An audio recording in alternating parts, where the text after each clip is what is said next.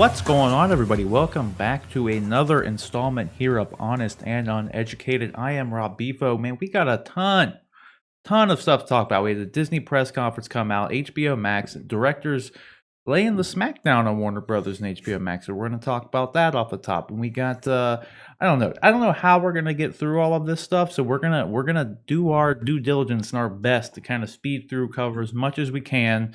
I mean, there's probably about 20 different news topics that we could go through and talk about, but we did that, we'd be here all night. So, I mean, as much as I'd love to do that, I don't know how much. I don't have that much time. I don't have that kind of time. But joining me today to go through all of this stuff is none other than Rik Metz himself. How are you doing today, Rik? Doing pretty good. Got a lot of stuff to cover. So a lot of cool Star Wars stuff. There's tons of Star Wars stuff. Tons of Marvel. It's insane. We also got Mr. John Knight here to help go over and just dissect some of this information. How you doing, John? I'm good, man. I'm good. I'm still trying to dig my way through everything that's been talked about and released this week. I mean, there's enough content released this week, I think, to set us up for the next month, probably. Yeah, I mean, just the amount. It's crazy because like most of it just all came from one day too. It was like the one Definitely. Disney in one fell swoop just covered.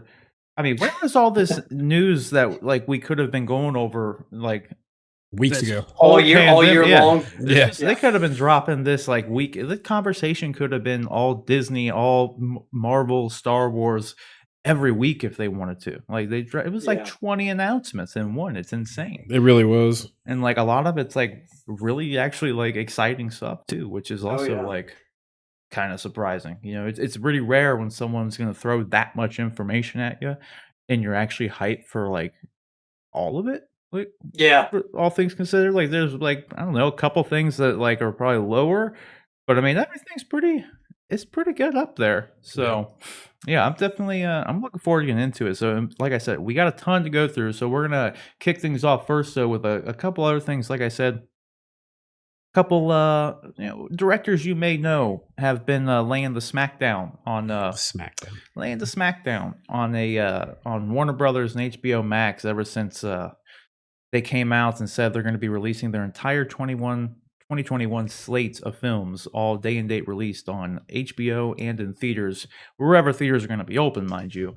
And some choice directors such as Christopher Nolan being one of them, and then Denis Villeneuve have come out and kind of expressed, I mean, to put it plainly, their distaste for it, and just pretty much they had some interesting things to say. And I think what I found, before I get into what their quotes were, the most interesting thing that came out of their comments was that like Warner Brothers didn't actually plan, like they didn't discuss this with anybody. Like when they dropped the news and they announced to the world that they were going to be doing this, I feel like everybody just kind of assumed like, well, okay, I'm sure they talked to everybody, made deals with them, and like everyone's, you know, it's copacetic. Like they'd rather not do it, but you know, the time we're in right now, theaters might not be open.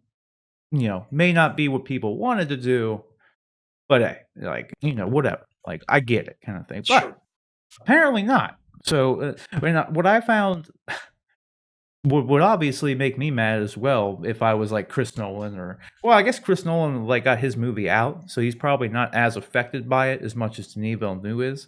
And then everyone else having a movie come out in 2021, because like James Gunn also came out and expressed like his feelings about it, which were also negative to say the least.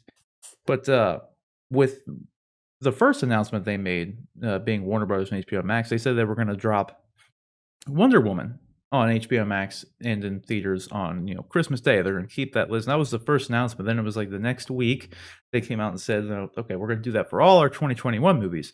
And it turns out they made like deals with both Gal Gadot and Patty Jenkins to where, to put it plainly, they said, okay, we're going to assume your movie made $1 billion, because I guess they were going to get $1 million per 100 million that the movie would make.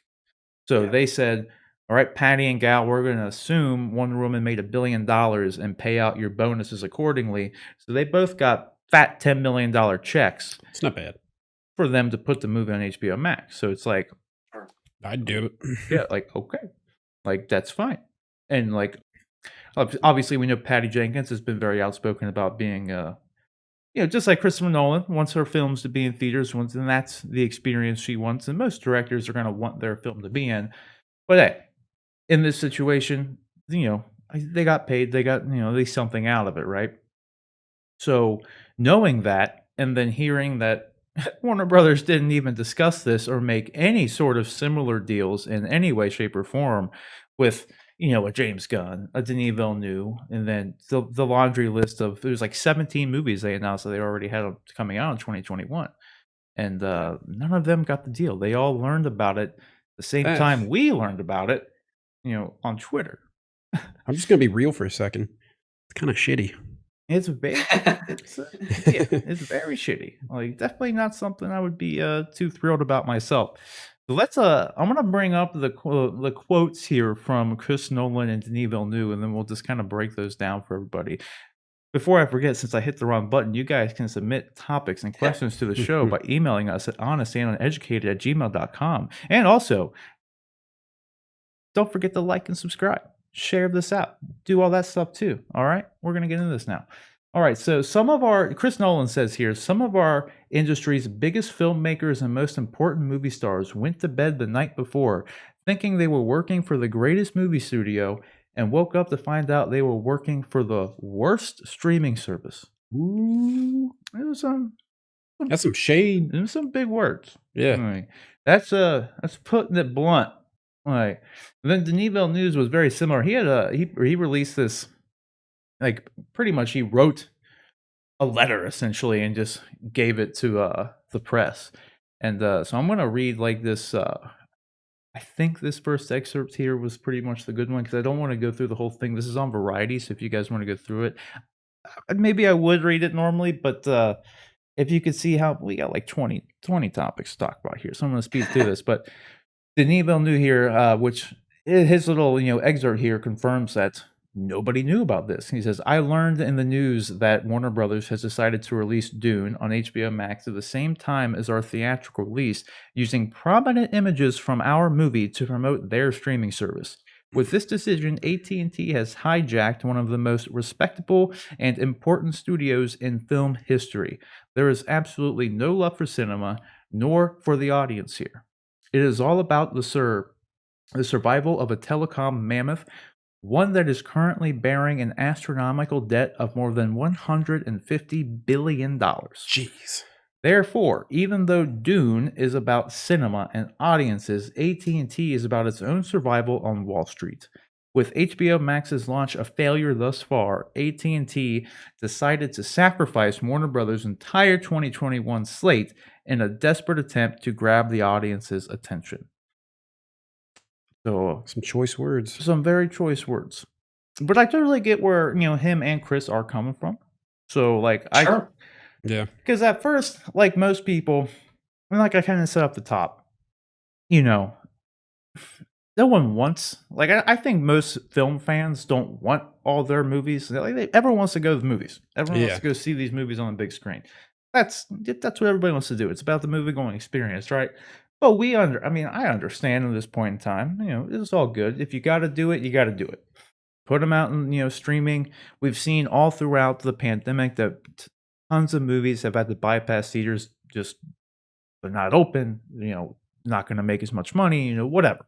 That's kind of old news at this point. It's almost expected. But man, for them to not even tell them. To not tell anybody. To find out, like, you're just reading the not tabloid, but like news, and you're like, oh shit, my movie. Yeah. Like, that's what's like baffling to me about it. Like, how could they, like, I don't know. Like, I understand them wanting to do the move. I even understand them wanting to just shamelessly promote HBO Max. I get it. Like, I get that. But I feel like they should have went in and made like a similar deal. Like, obviously, one of the smaller movies that are coming out in 2021, not going to pay them $10 million each for, like, per person, like Wonder Woman and Gal Gadot. Because I think their deal was a fair deal. Like, I mean, hell, I'll take a $10 million check. Sure. But I mean, I think Wonder Woman, the first one made like $850 million. It was pretty safe to assume it would make close to $1 billion, maybe a little bit more, maybe a little bit less. calling it a billion, so you get a $10 million check is pretty good. Like, that's Yeah. a safe bet. So, what do you think about all Well, this stuff, John? You surprised at all? I'm not surprised by the reaction, especially when you're talking about the kind of monetary incentives that a lot of these actors and directors and actresses are uh, foregoing, or they'll be hitting their paychecks because of this.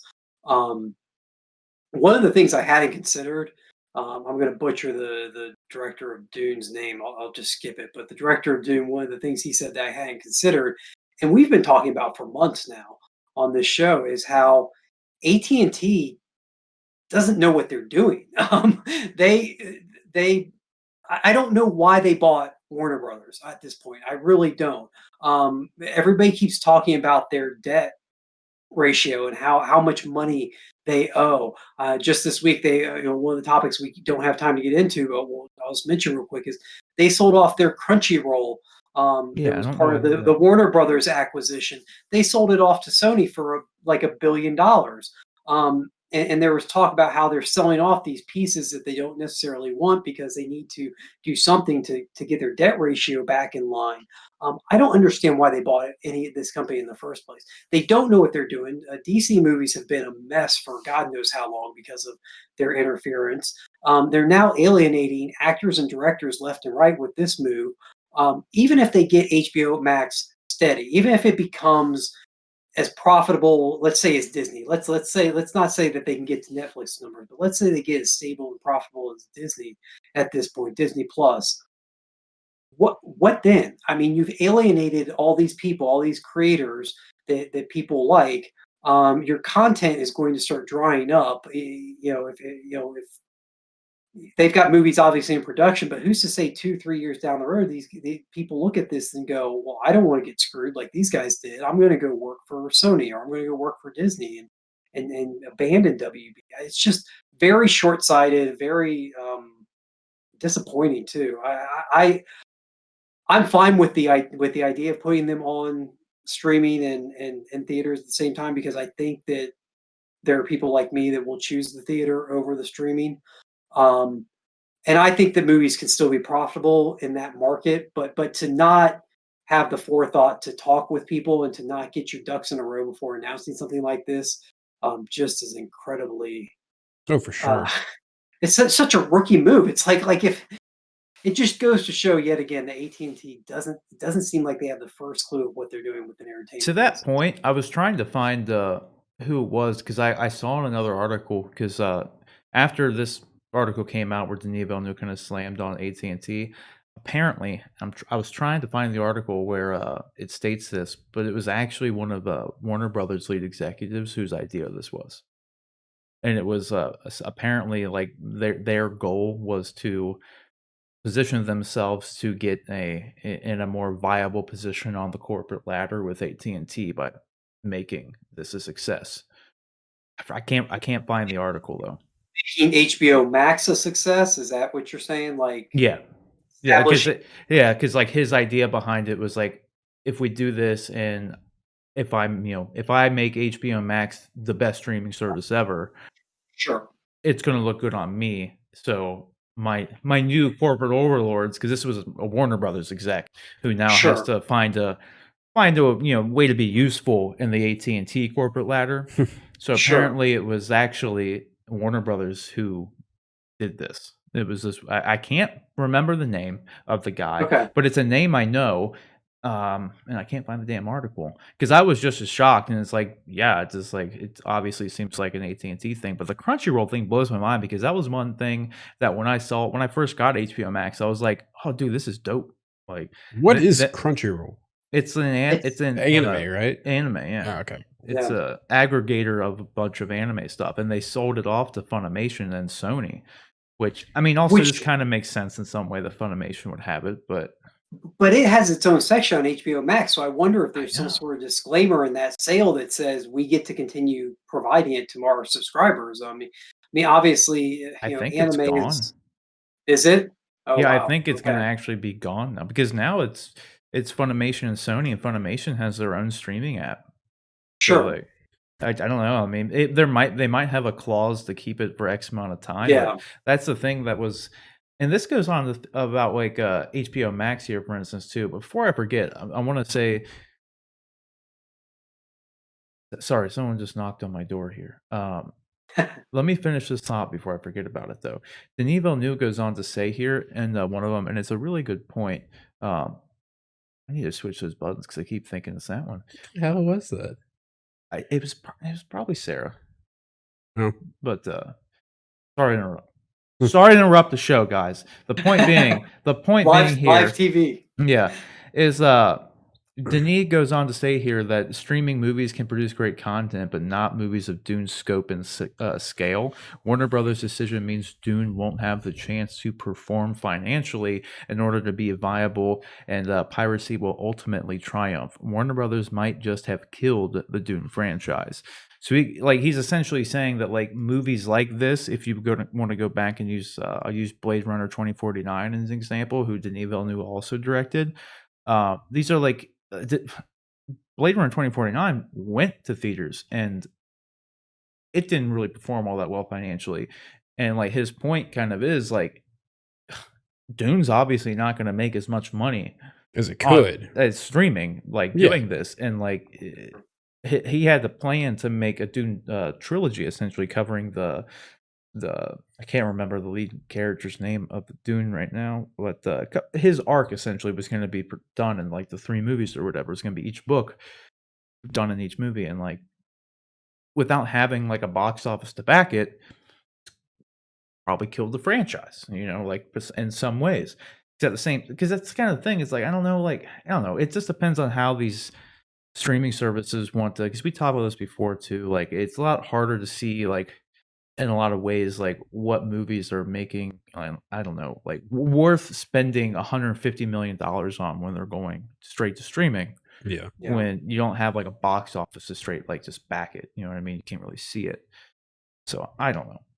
Like I'm just finding it kind of shocking that they didn't go over this with anybody, more so than anything. Sure. Yeah, that's really shitty. So, and I had another thought, and I can't remember now due to the knock on the door. And I'm going to have to go investigate what that was. So yeah.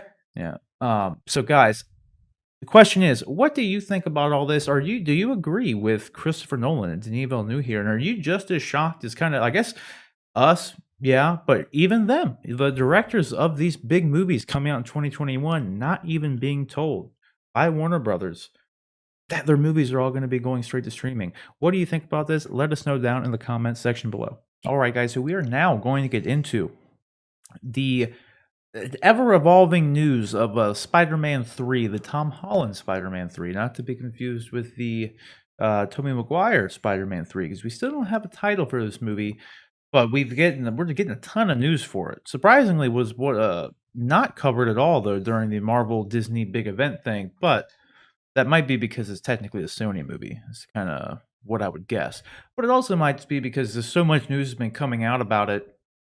I don't know, for the past couple of months now, really. First, we have Jamie Foxx Electro coming back from, the Andrew Garfield Spider-Man. Then now, all the way up to now, where we're getting news that Alfred Molina's Doctor Octopus is coming back for Spider-Man 3, Tom Holland Spider-Man 3. And this is my favorite word here, interesting, is what I'm going to say. This is interesting. Yeah. Because there's a couple of things with this, honestly. One, I mean, this all but confirms that, at least in my mind, and there have been rumors that kind of solidify this, that our boy Andrew Garfield and Tobey Maguire must be appearing in this movie. You'd because, think so. I mean, bringing Jamie Foxx back to play Electro was one thing, but then now when you bring another villain in, Doctor Octopus here from another Spider-Verse, if you will, why would you not bring the Spider-Man over from their respective universes here? It doesn't really make a whole lot of sense otherwise. And there have been reports that they have been on the set. Like people have seen Toby and Andrew on the set. Now, I do want to say though that the most recent rumor came out about Tobey Maguire. Apparently his deal, like it was like kind of just approved and finalized. and they've been filming this Spider-Man movie for like a couple months now. So that kind of indicates to me that whatever roles that Andrew Garfield and Tobey Maguire are going to have are probably going to be very small roles, enough to where if this deal would have fell through with Toby, that they obviously would have still made the movie. You know what I mean? Because this Yeah. late into the game, when you don't have someone casted already and signed on to be in the in the movie, obviously the script doesn't call too much for them. So you would think. I mean, you never know, but you would think. Um, but yeah, I think this pretty much all but confirms that they're both in it. And then, like I said, the most recent rumors suggest that they have been seen on set as it is. So, what do you guys think about this live action Spider Verse movie that's apparently It sounds happening? interesting to say the least. I mean, kind of crazy bringing them in, but I mean, like you said, it's a live action Spider Verse, kind of like the cartoon movie, The Into the Spider Verse. So I don't know. I think it'd be kind of cool. Yeah. I mean, it'd be cool if done right. Yeah. Do you think it's a good idea to do it though? Like, do you think it'd be too much? If I you won't really remember, know. like Andrew Garfield's final outing as Spider-Man, they tried to, throw the Sinister Six at you in any way they could, and it kind of went to hell. Yeah. So Yeah. do you think does this have those same worries, or do you trust in Kevin Feige? I trust in him. Yeah, I definitely trust in him. They laid the groundwork for the idea of a multiverse and characters and people from other realms besides ours. In the last movie, while it turned out to be kind of a feint, they didn't really go that route with the last one. They at least established the concept of it, so they got people sort of used to it. And um, I think this will work well. I'd be shocked. I've heard people speculate about the fact that with Alfred Molina now being cast and with Jamie Foxx already lined up and some of the other villains that they've talked about, I'd be shocked if they went a Sinister Six route where they tried to bring all those villains together. I think a more likely, in my head, what seems more likely is it for whatever reason, um, Spider-Man goes through and visits these other, these other cinematic universes and encounters these villains and these other Spider-Men in brief little snippets out on his journey. I don't see it becoming a kind of, or I could be wrong. Maybe there's a big villain that's trying to bring these villains together, and so maybe Jamie Foxx and Alfred Molina do play a larger part in this. But I just kind of have a hard time believing that's how it's going to end up playing out on the screen. Yeah, I agree with you. Yeah. I don't think it's going to be like major roles or anything like that by any means. I would hope, if anything, that they're at least important roles. I think, if anything, at this point, over under, like let's say 30%. If you've seen the Spider-Verse animated feature that won Best Animated Feature Academy Award, by the way, so it's obviously a pretty good movie, and it did prove a Spider-Verse movie can work in concept. I'll tell you that much, at the very least. Over or under 30%, we get a Spider-Man noir cameo with Nick Cage. Because he voiced Spider-Man Noir. Who doesn't know? Like, what do you think? Like, I think that'd be a good little Easter egg. Yeah, if they're going this route, I think you're over. I think if you're going to do multiple Spider-Man, if you're going into the Spider-Verse route, you throw as much as you can in there. You got to balance it, obviously, but I also think we'll see a Miles Morales Spider-Man show up. I could see if they're in this, like, if you remember from Doctor Strange when the Ancient One just pokes his head and he just gets shot through the multiverse, right? If they have a scene like that, a very like homage to how the Flash runs through the Speed Force, and you just see like a bunch of different timelines and stuff, like going through the beam and everything, right?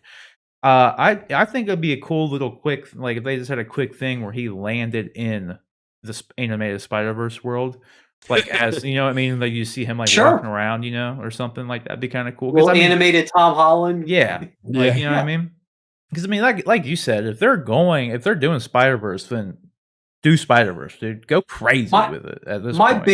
My biggest worry with this is that, like you just said, Into the Spider-Verse won the Academy Award for Best Animated Feature. It was that good. It's an excellent movie. It's one of the best superhero movies I've seen in the past 10 years. And that's considering that we're in the kind of golden age of comic book movies. And so the bar has been set so high. My only worry is that like you're setting yourself up to be compared with that high bar, and are you going to be able to clear it? Yeah, I agree.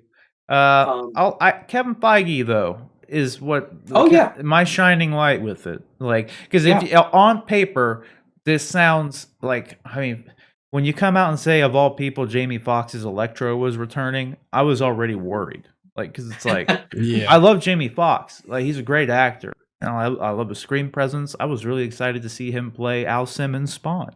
I don't know if that's ever going to happen, but I much rather would have seen that happen like tomorrow than him come back as Yeah. Electro. You, So you know what's also interesting though too, and I hadn't considered until you just said that, is I seem to remember Jamie Foxx posted something about confirming his he did. involvement, but then he said something too really interesting, like "Don't worry, I won't be blue this time" or something. Mhm. If that's true, and maybe he was forced to take down. If that's true, what if this is just Marvel's way of honoring the past Spider-Man movies, and these characters are not the same? What if they're Yeah. not a multiverse concept? I don't know. This trust in Feige, I guess. I mean, Yeah, I'm on board. I'm yeah. not. But of all the things that I've heard about all the Marvel, and we'll get into all the Marvel announcements later. This Spider-Man 3 one has me, the most. My hype is tempered by my confusion over what they're doing with it. Yeah, I just need to see a trailer of what they're going for, really, because like, oh, that's the Yeah, thing. Like, all this news is like, dude, we can speculate for days, like of the possibilities. Like, and it's, I don't know. The most logical thing is like, because I think too, they just like kind of confirmed that it is indeed going to tie in with Multiverse of Madness, a Doctor Strange movie. So, I mean, if that's the case, and I mean, you would have to assume that these are obviously, if they're different ones but look the same, you know what I mean? They could be technically like a different Electro, but the same. That's, we talked about this before when this sure. first dropped when Jamie Foxx came back. It's just kind of confusing if it's the same person from a different universe playing the same character from a different universe, but he's a different one. Yeah. Like, That Yeah. would be weird. it's confusing. It's like at that route, like just get someone else to play Electro. But yeah, what Yeah. he put up was like something about him having yellow lightning or something. I think he even put something up hinting that there was gonna be another Spider-Man in it too. Like, I think. But he's had to take, I don't know why he's just decided to just like Drop throw all it. this stuff on Twitter. Like, he's decided being a little loose-lipped. Like, I don't Yeah. know. And a lot of people are pretty loose-lipped on Twitter though. So kind of is what it is. But at this point, trust in Feige as always. So we'll just have to wait and see. But what do you guys think? Are you excited that Alfred Molina is coming back? Are you worried that this is starting to sound like a little much, a little bit too much like a YouTube skit or something? Saturday Night Live skit. I can't talk. What do you guys think about all this? Let us know down in the comment section below. All right, guys. So we are now going to start breaking down this massive news overload that came out from Disney's press conference here, their investors meeting. It was pretty much virtual D23 in a lot of ways, in all honesty. But we're going to get into the first thing here that excited me quite a bit. Being a huge fan of the show Legion, we had news that Noah Hawley, the creator of the Fargo TV series, and then the showrunner of Legion, the writer. I think he even directed a couple episodes. Can't remember. Don't quote me on that. But he was also, funnily enough, he was in the process before the whole Disney Fox merger. He was penning a Doctor Doom script. So I was kind of bummed that that's not happening, because if you've ever seen like Fargo or Legion, like this dude is an incredible writer, and he's not like a traditional, the shows that he's behind are not very just traditional shows. They make you think. They're very, like, Legion's a very wacky show, but like very like, I don't know. It's just, it's fourth dimensional stuff, man. Like, you know, I mean, it's not your typical kind of thing. Definitely not your typical superhero kind of show. And he is developing a Alien TV series That's cool. with Ridley Scott as an executive producer. And I am a massive fan of the Xenomorph itself, the Alien franchise as a whole. I love it. I love the writer here, so this was probably one of the most exciting things that, honestly came out of the whole thing. This is gonna be on FX because as you now know, like I said, with the Disney-Fox merger, Disney now owns Fox, and they own FX and Hulu and all that fun stuff. So this was a big thing for me, and I know a lot of people I'm not too familiar with this, but everyone was really hyping it up. Another thing coming to FX is a Shogun series, so I'm just gonna kinda throw that out there, Like and, Game of it was Thrones and feudal Japan. yeah. So, I'm sure it sounds good. I'm not familiar with it, though, but I know a lot of people were excited for it, so if you didn't know about it, there you go. Shogun is coming to FX as well, so we'll be looking at that. I'm sure I'll definitely check it out when it comes out because, like I said, I've heard a lot of good things. But, I mean, we're getting an Alien series, so that's what do you guys think about this? I love that idea. Like, I love aliens and xenomorphs, like you said, and I don't know. It doesn't really ever get me down when I hear they're doing something new with Alien, unless it Mhm. was Covenant. That wasn't That very was good. fine. It was interesting, but It was better than AVP, yeah, yeah, so that's all I care about. true. I'm excited for it. I mean, I'll give it a watch when it comes out. I'm not the biggest Alien fan in the world. I like the movies. It just I don't know what it was. I mean, I guess I never took the time to watch it. By the time I was old enough to actually watch it and appreciate it, um, I was into comic books so much that I just didn't cross over into that for some reason. Yeah, But it's still I like the movies. I've watched them a few times each. So the TV show sounds exciting, especially given, like you said, the director and the creator's pedigree. Um, because Fargo was an excellent show, and I've heard nothing but good things about Legion, though I still need to watch great it. show. I've never Um, seen those either of them. yeah, Fargo was amazingly good considering they took what was kind of a one-off movie that really didn't have anywhere else to go and created this really anthology series out of it. It's been excellent. So yeah, that's exciting. And then Shogun, man, I hadn't even like I was so wrapped up in the Star Wars and Marvel news from this week. I hadn't even dove into what else Disney announced. And so hearing about FX doing some stuff and Shogun, I love martial arts. I love martial arts entertainment. I grew up watching Bruce Lee films and never lost the love of those. So yeah, that Shogun series sounds like that could be really good. And I'm excited to see what else goes into that. What I am a little, what I'm curious about, you may have an answer for me because you know a little bit more about maybe these announcements. Is you say they're going to FX? Is as FX shows are they going to be available streaming somewhere in the Disney arena, or is this a Hulu type deal? You need Hulu to watch them streaming, or does Yeah. FX have Yeah, its own streaming service? Because I abandoned cable over a decade ago, and I don't have any plans to go back even for these two shows. So I'm Yeah. going to need to find a way to watch them some other way. I'm not for sure on the details, but FX has been integrated into Hulu. I don't know if Okay. they're at the point of doing essentially like day and day releases with FX series, like or if Okay. they're premiering first. But I know like who like as soon as the Fox merger happened, essentially like all the commercials and everything for both Hulu and FX essentially just say FX on Hulu. And so it's like its Okay. own thing, yeah. like, it's essentially has its, like, kind of own section on Hulu for, like, FX Okay. programming. So I'd have to look more into to see if they are gonna start doing and they might already be doing day and date releases with FX shows, but I'm not 100%, but inevitably, it will end up on, Hulu no matter what, because that's where all FX stuff is going at this point. The only thing I did see too is that someone said that, it's gonna be set on Earth, like, on planet Earth. The Alien show, which is has never really happened. No, It kind of happened in AVP if you wanna go that route. I'm pretty sure they were on Earth, but I don't know if we're really considering that canonical at this point because it's not with Mm. Ridley Scott canonical stuff, but it's Xenomorph, so yeah, I call them See their now own that things. now that has me more interested about it too. Like I like the idea that maybe they're here and we don't know that they're here, or the slow invasion or whatever, Um, for lack of a better way to put it. That would be very cool. yeah, I love some old invasion shows like War. worlds and stuff like that. So Yeah. V and stuff and shows, old sci-fi shows like that, really, I really like those. So yeah, that'd be dope. Yeah, I mean that's what they say. It's going to be set in the not too far in the future here on Earth. So that'll be interesting. That's the thing too. I got to say, because like we were kind of we mentioned this before. At least I've mentioned it all the time with like zombie movies and stuff, and like The Walking Dead and like all these things. It's like not a very scary threat. Like like the Walking Dead world.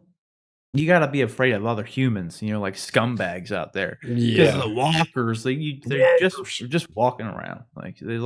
They're more of an annoyance, really. You know what I mean? That's really It's what like it son is. of a bitch. Yeah, like God damn it! Now I gotta waste ammo. I gotta do this. Gotta clean my clothes. Like we're low on detergent. But like xenomorphs, man, that's not something you want to mess with, dude. Because like that's what the first Alien movie alone just showed what one of them can do to a crew of people. Oh And yeah. then Aliens is like, well, here's what a whole nest of them can do to a small military brigade. You know what I mean? So like now it's like, just look what Jeez they could do Louise. with like, however many on Earth. You know what I mean? Like we'd be effed. All right, we'd be done. I'm gonna go on a quick tangent real quick. That was one of the things, I think maybe one of the reasons I never got fully into Aliens was, and Terminator had the same problem. They always seemed to tease the idea that the aliens were coming to Earth, or they were going to be on Earth at some point. I seem to remember Sigourney Weaver waking up from a dream where the aliens were on their way to Earth or had gotten to Earth, and it never paid off. And the same with like the Terminator series movies did this, where you always got the idea that the machines were going to rise, but you never really saw the machines, that big fight, the big battle with the machines, and so the They idea. tried in Salvation. Oh, see, I was out by that point. Yeah, By the that one point, with Yeah. they had Christian lost Bale, me, they and I was tried it. Yeah. okay. So yeah, I'm definitely on board if they're finally going to pay off. This decades long tease of, what if they were here? What if they got to Earth? So that would be awesome. I'd Kind of appreciate like Jurassic Park. We were almost kind Yeah. of we've always been teased about them just running loose. Yeah. Yep. And like we never hopefully we get to see that pan out too, because that's what supposedly the new one's gonna be. So Sure. but we'll just have to wait and see. What do you guys think about this? Is if you're like me at all, like you're probably pretty excited because I gotta say too, a fun fact here. Supposedly, my mom told me that Alien, and this might make me a little biased, but Alien, the first one, was the first movie I ever watched as a baby. So I don't know if that's a good thing or a bad thing. So That's terrifying. yeah, like I turned out okay for the most part, I Did think. you? But I really like xenomorphs, so I don't know. Yeah. Like fun fact. There we go. They're like a surrogate parental Yeah, I figure guess. for you. I mean, I was just subliminally made to like these things because I don't know if I was forced to watch it or what, but I mean, apparently it was the first movie I ever watched, so probably why I like them. I don't know, but what do you guys think about this? Are you like John and were you excited to see them potentially? I guess the Earth invasion of the xenomorphs, and I don't know. I just gotta say, if that's the case, I don't think humanity's gonna last No. too long. So let us know what you guys think down in the comment section below. All right, guys. So we are going to now break down the meaty parts of this Disney release, being the Star Wars news and then the Marvel news. So there's big old servings of Star Wars stuff. Like Star Wars fans rejoice because we've had some tough times the past couple of years. The sequel trilogy getting sold to Disney and that initial, just kind of timidness. We don't know what's going to happen. What's Disney going to do with, our beloved franchise and all this stuff, right? We just got out of the prequels. We just put those behind us, and now we're going to Or the Disney. sequels. And it's like, oh, goodness, what's going on? And then Force Awakens comes out, and we're like, it was okay. It was pretty good. It was a pretty good movie. It was all right. Kind of like the first one, but it was whatever. And then, it all just kind of went downhill from there. But now, we got Mandalorian.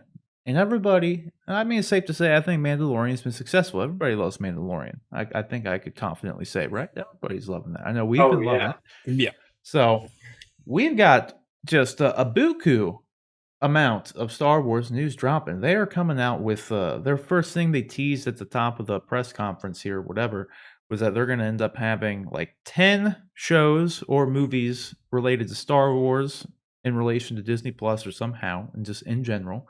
Because not everything was Disney Plus related during this thing. It was just like a big Disney event, but a lot of it is Disney Plus because that's their primary focus now is direct to consumer content. And I don't know if you watched the whole thing, but it was all of their presenters were like DTC, our DTC plans, our direct to consumer this and that. Like they just want to milk Disney Plus because, like I said, $7 billion a year or more, pretty good. Mhm. So It's it's not not bad. no surprise. But as far as the Star Wars stuff goes, we got pretty much these 9 announcements here. I'm gonna just in an effort to save time for everybody, I'm gonna go through, break down these things, and we're gonna discuss what really just stands out to us and what's our whistle a little bit. All right, so we got, of course, the Ahsoka series. I think this one is probably not a surprise. Right after seeing Yeah. her debut in Mandalorian, this was probably the I don't know. This came as no shock to me. Let's say. Then we got a Rangers of the New Republic, which is with they gave literally no details on it really, but my guess with this is like obviously going to be related to like the Gina Carano character because they said that this is going to be this and Ahsoka are set in the same time period as Mandalorian. That was Mhm. confirmed. So my with with assumption. with crossovers too. Did I read or hear Yep. that? Yeah, so I called that. If you go back a week or two ago, I said this is the MCU, the Mandalorian Cinematic Universe. All right. Yep. Yeah. Bam, here it is. That's what we said. The Avengers team ups are going to be happening. I think to everyone's surprise, just to go back here, everyone was under the assumption that they were making a Boba Fett series. Not here. Everyone kind of assumed there would also be a Bo-Katan series. Not here. So my guess with that off the top is that going forward, once Mandalorian kind of completes its Baby Yoda and the Empire trying to take him arc, unless that's kind of just always going to be, this back and forth kind of thing, I just feel like it could get kind of stale after a while. But my Yeah. guess is that Boba Fett and Bo Katan are going to be pretty much like recurring characters in The Mandalorian, I hope so. Yeah, and it makes sense because why would you? Because I always thought this too. For one, I never really thought a Boba Fett show would be very interesting by itself. I was kind of prior to seeing how cool they made Boba Fett and Mandalorian, though. I do gotta say, but at the same time, if you why have another show about Boba Fett if you already got the Mandalorian? Why have a Bo-Katan show if you already have the Mandalorian? Why not just that be the show? The Mandalorian is a show about Mandalorians. There you Yep. go. So that's my kind of general, like, I don't know, 5 head idea. That's what the Mandalorian is just going to evolve into being just a big Mandalorian show, So Yeah. maybe season 3 and 4 is like Mando's helping Bo Katan retake Mandalore and, stuff like that, whatever. That's kind of where I'm thinking my headspace is at with that. But I think with this, probably going to be Gina Carano, maybe, I don't the X-wing pilot who keeps popping up and who gave her, just like things like that. Yeah. Who knows? Yep. Maybe Ming-Na Wen, maybe her character and Boba Fett will like pop up in this too and help him out with some stuff. Maybe Bill Burr will pop up. Like they just- Logo looks very Top Gun, it does. I imagine it could be well, like a Star Wars version. but I feel like Top Gun in space is probably going to be Rogue That- Squadron. That's true. You know what I mean? That's very true. Like, and I was gonna get to that one later, but Patty Jenkins like coming out directing a Rogue Squadron movie. Yep. I mean, come on, that's pretty awesome. That's very compelling news. We got a Lando series coming. They didn't straight up confirm that our boy Childish Gambino is going to be coming back, but I mean, why would he not? Yeah, I don't see why they wouldn't. Like, I hope they can get him. He seems to be like, I love the dude. He's great. Community is one of my favorite shows ever. And I hope they can get him, but he seems to be kind of like hard to get. he has busy his guy. things that he wants to do, and yeah, and like he if he gets creatively, if he's not into it, he doesn't, he doesn't just do things just to do them. So I hope that they give him a compelling reason to come back and play the character and actually be in this or be this lead for the series. I gotta feel like they wouldn't be announcing this if they didn't already have this lined out. Yeah. I don't think they'd make Lando I without him, and I don't think they would like. They're not I gonna feel pull a like that Warner too, Brothers, you know. but I also feel like why wouldn't they just have announced then? You know, they That's announced true. the creative. Like, why would they not just be like, and Donald Glover will be reprising his iconic role that he, started in. It would be awesome. It would be awesome to see a Lando series that played off the present with a younger one with Donald Glover, but also have like flashback between They can the go back future and and forth, yeah. and then have Billy D in it as Yeah. well, and have them. Yeah. I think that would be really cool since Kind you of like have those there. story time stuff. Like, Sure. like the adventures, like some adventures here tie back to past adventures, and you cut to Gambino. Yeah. Yeah. Exactly. True. My question is, I guess, mainly with this because like I don't know where they're really gonna go with this because Lando's one of those characters that like I don't know, I feel like the most we really got fleshed out with him really was in the Han Solo movie. Yeah. He just kind of popped up here and there. We didn't know too much about him in the original trilogy and stuff, and then he only makes a very brief appearance in Rise of Skywalker. Yeah. So, well, I'm more curious as to what timeline this will be set in, and if Alden Ehrenreich's Han Solo is going to pop up in it, because Alden Ehrenreich has been asked about. If there's been a lot of fans actually who finally decided to get off their high horse and watch the Han Solo movie and realize the Han Solo movie was actually a good movie. Pretty good. Yeah. Yeah, I so thought it now was. there's been a lot of people actually wanting them to continue them. There were petitions for like make Solo 2 happen, and it was like trending and all this stuff like numerous times now. And when he's been asked about it, and he pretty much just says, never say never, kind of coy. Yeah. It's like could happen, maybe not. So Yeah. I'd like to see it happen. I think it's very poised to expand on that in Disney Plus format because they can get a lot done. Speaking to like not Lando, but well, I guess Lando, but Gambino being a very busy guy with their stagecraft technology and being in that volume, they can get a lot done filming wise in a very short amount of time. That's true. So that is like hyper beneficial for, I mean, pretty much everybody. But like if someone with a very tight schedule and come in, get it done, do tons of different set changes like very quickly, bam. So I don't know. I'm very curious as to when and if Solo is going to pop up in it, because I think the potential there is actually like really good for Solo to be successful. I would hope so. Yeah. I would hope so. Yeah, and they had good chemistry too. Alden Ehrenreich and Gambino. Oh, yeah. Like, and everybody wants to see like more adventures of those two together. I think anybody would. I would. Shit. Then we got the Bad Batch, which I watched the trailer for it because I was very busy during this press conference, so I had to go back and forth. But like I was watching it, but then I had to do stuff, and then I had to go back and watch stuff, and I finally got around to watching this. And I mean, it looks pretty good. Did you watch the little trailer for this? I did Oh, yeah. not. I'm gonna have It's to check it out. it's a continuation of it's really cool because like it's at the very end they throw up the Bad Batch logo, but you see the Clone Wars logo fade into the Bad Batch.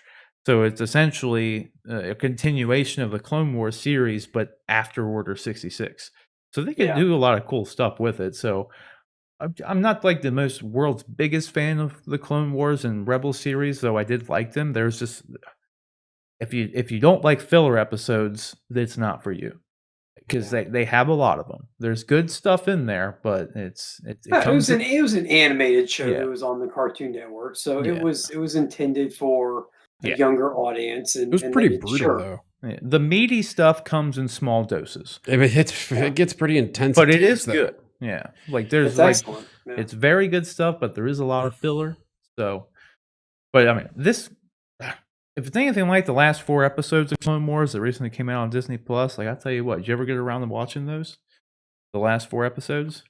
I tell you what, when Mando came out and so much has been tying into the Clone Wars and Rebels, I actually went back and just started. I'm making my way through Clone Wars, the whole series. So Dude, I'll get there one day. Hopefully, sooner rather than later. But those yeah, I'm final looking 4, forward to it. man. Whew, that's worth watching for sure. So Yeah. I'm interested to see where this goes because if it's anything I don't know. It's at least it's another familiar timeline, but at least it's something that hasn't really been explored.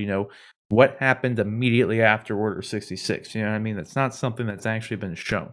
So that would be fun to see.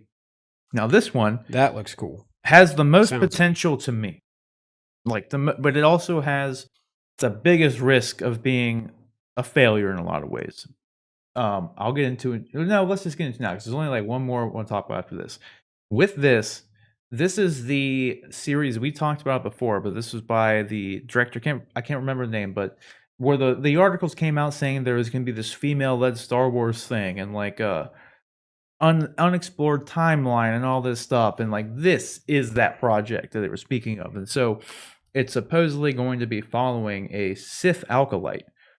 And it's going to be set like at the very end of the High Republic. And the High Republic, this is going to be our first introduction into a live action High Republic. Because at first, the whole High Republic timeline has been developed for a new canon timeline to explore in books and comics and things like that. And it's set like 200 to 300 years before the original trilogy, I believe, or before. Is it before the prequels or the original trilogy? It's one of the two. Before I can't the remember. prequels, I believe. Yeah, whatever Yeah. it is, it's supposed to be Yoda being like 400 or 500 years old, if I remember Okay. correctly, something along those lines. Mm. But either way, it's set prior to the movies, a couple hundred years back, and Yoda is actually like a character in like one of the books and things like that. So that's how we know his age. That's been confirmed. Yeah, he's a little old. Yeah, a little old, but we see how his baby Yoda, Grogu himself, is like 50, and he's still like a baby. So Looking good for 50. Yeah. Looking good. But my thing with this is like I've always wanted a dark side driven story because the Sith are like my favorite thing about Star Wars. Like the Sith are the coolest thing. Okay, they got the cooler powers. I don't really care for them having to be stuck with red lightsabers. I find that kind of bland. Okay, let them have whatever color they want. Like, Right. it's just, and it's a little on the nose. Like the bad guys got the red lightsabers, and they always wear black, and they always got masks on, like all whatever. And my worry with this though is that, and it's been like kind of I was talking to Rick about this off camera.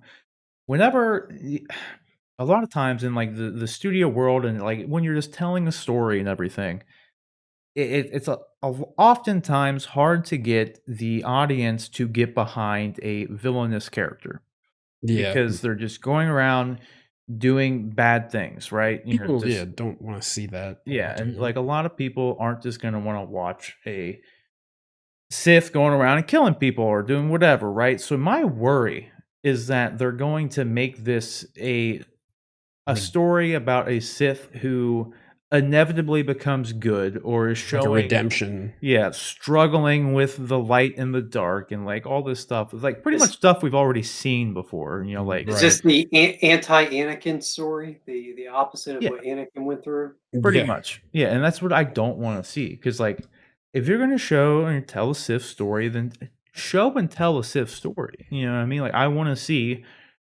like what made Palpatine become Palpatine. Like I want to see like what made Darth Maul become Darth Maul. I don't want to just like I don't know, like a kid glove version of a bad guy who's like has an internal struggle and like because that's what I feel like it'll be. I feel like it's gonna have that kind of aspect to it because, like I said, oftentimes this is why the good guy always wins in movies because no one wants to see the bad guy win like No. in broad terms. That's why those movies don't typically happen where it's just the bad Did- guy wins. Did you ever watch the television show The Shield No, I did with not. Michael Chiklis?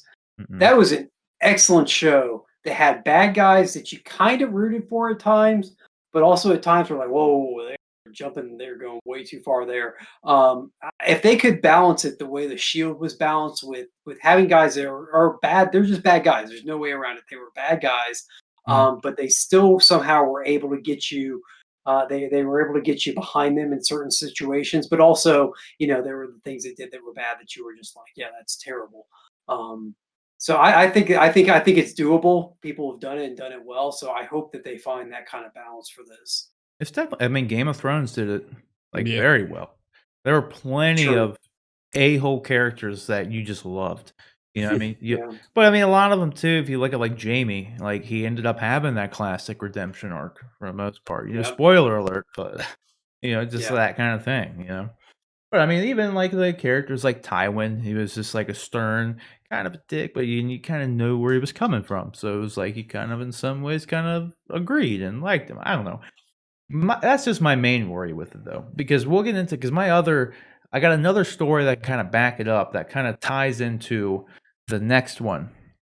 We got some news about Kenobi here and our boy Hayden Christensen is going to be reprising the role of Darth Vader, which is pretty awesome. Yeah, like in all that is honesty, really cool. they said that it's going to be the rematch of the century, so it kind of is going to be, I guess you could argue, kind of retconning A New Hope, because they say when they're fighting there at Obi-Wan's demise that or multiple times they haven't seen each other in Many years. yes, many years, like many moons ago, right? And but I make the argument, I contend though, that depending on kind of how you weave it in, it can still fit you could still make it work with that line. Yeah, I mean, you can still make it work.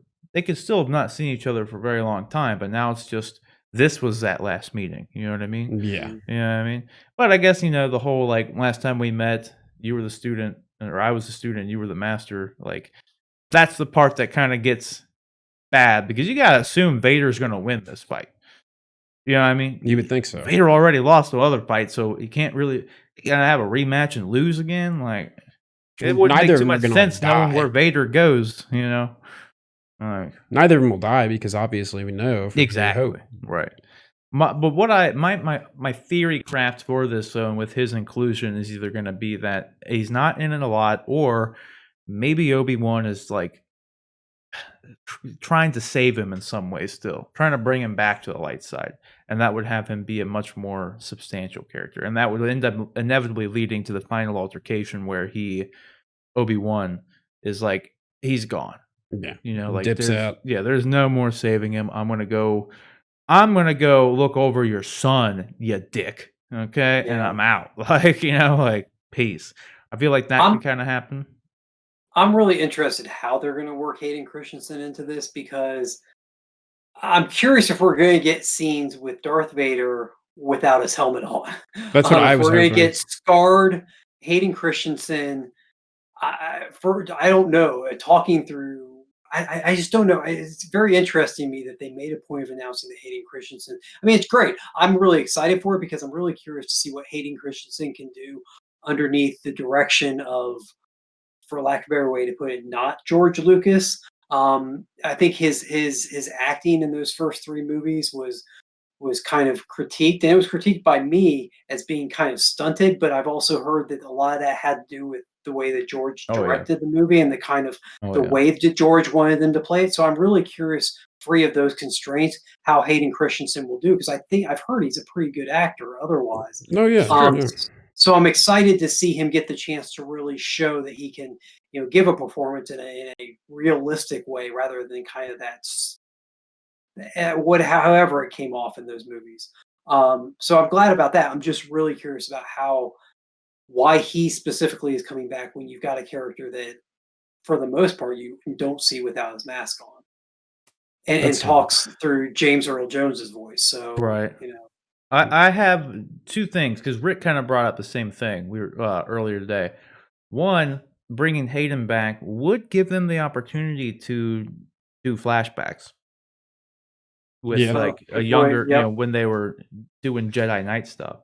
Sure. It would also, I think this is probably the most. I don't know, you could take it or leave it with this one, but like the fans just knowing it's Hayden under the suit kind of lends you more of an attachment to it. It Yeah. gives it a Good. little Yeah. more weight, because like Yeah. that like if Vader confronts Obi-Wan in this, like you as an audience member know it's Anakin and Under that. that Yeah. Anakin that he cut in half, like it's him. So it adds a little bit more weight to it in that sense. But because like Star Wars isn't one that's ever really done flashbacks, so maybe they will, maybe they won't. I could see him doing it with this in particular, just to kind of flush out this like story, like their story a little bit more, if that's where they're going. But with Vader, I gotta say, because this was there's always been, this goes back to my previous point about having like a villain-led show, right? Because people always want, like, have said like they would love to see a Vader, and I would love to see this too, just saying. But they would like to see a Vader like movie where he is going around and hunting down the remaining Jedi after Order 66.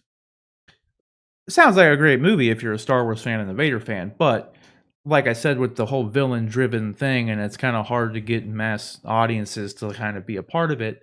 Who just wants to watch Darth Vader traveling the galaxy murdering Jedis? You know what I mean? It's not a super compelling thing for, just everybody. Like, we Yeah. might think it's cool, but I don't know, does like your mom and your grandma and everyone else just want to go watch a movie where Darth Vader goes around just, Like violently killing people. yeah, or- well, like I would love to watch it, but yeah, it's just not something that really sells, and that's why, like, we'll obviously kind of like never get that kind of movie. But I think one thing they could do, if they're bringing Hayden back for this, and this is like really just wishful thinking, right? But they could do that kind of thing post this series, right? Because now, if they're setting up this Obi-Wan thing in that timeline, let's say they continue it on because we know Vader doesn't die, right? Like, we know when Vader dies. He's not going to die here. What if they were to, like, bring in and canonize, like, Starkiller? Because you could get our boy Sam Witwer back. And you could actually do the Star Killer Darth Vader kind of going around hunting down the last of Jedi, but by virtue of the Star Killer, Force Unleashed kind of story where he Yep. has the secret apprentice, and you get to learn like that Vader like wants to eventually like take down the Emperor.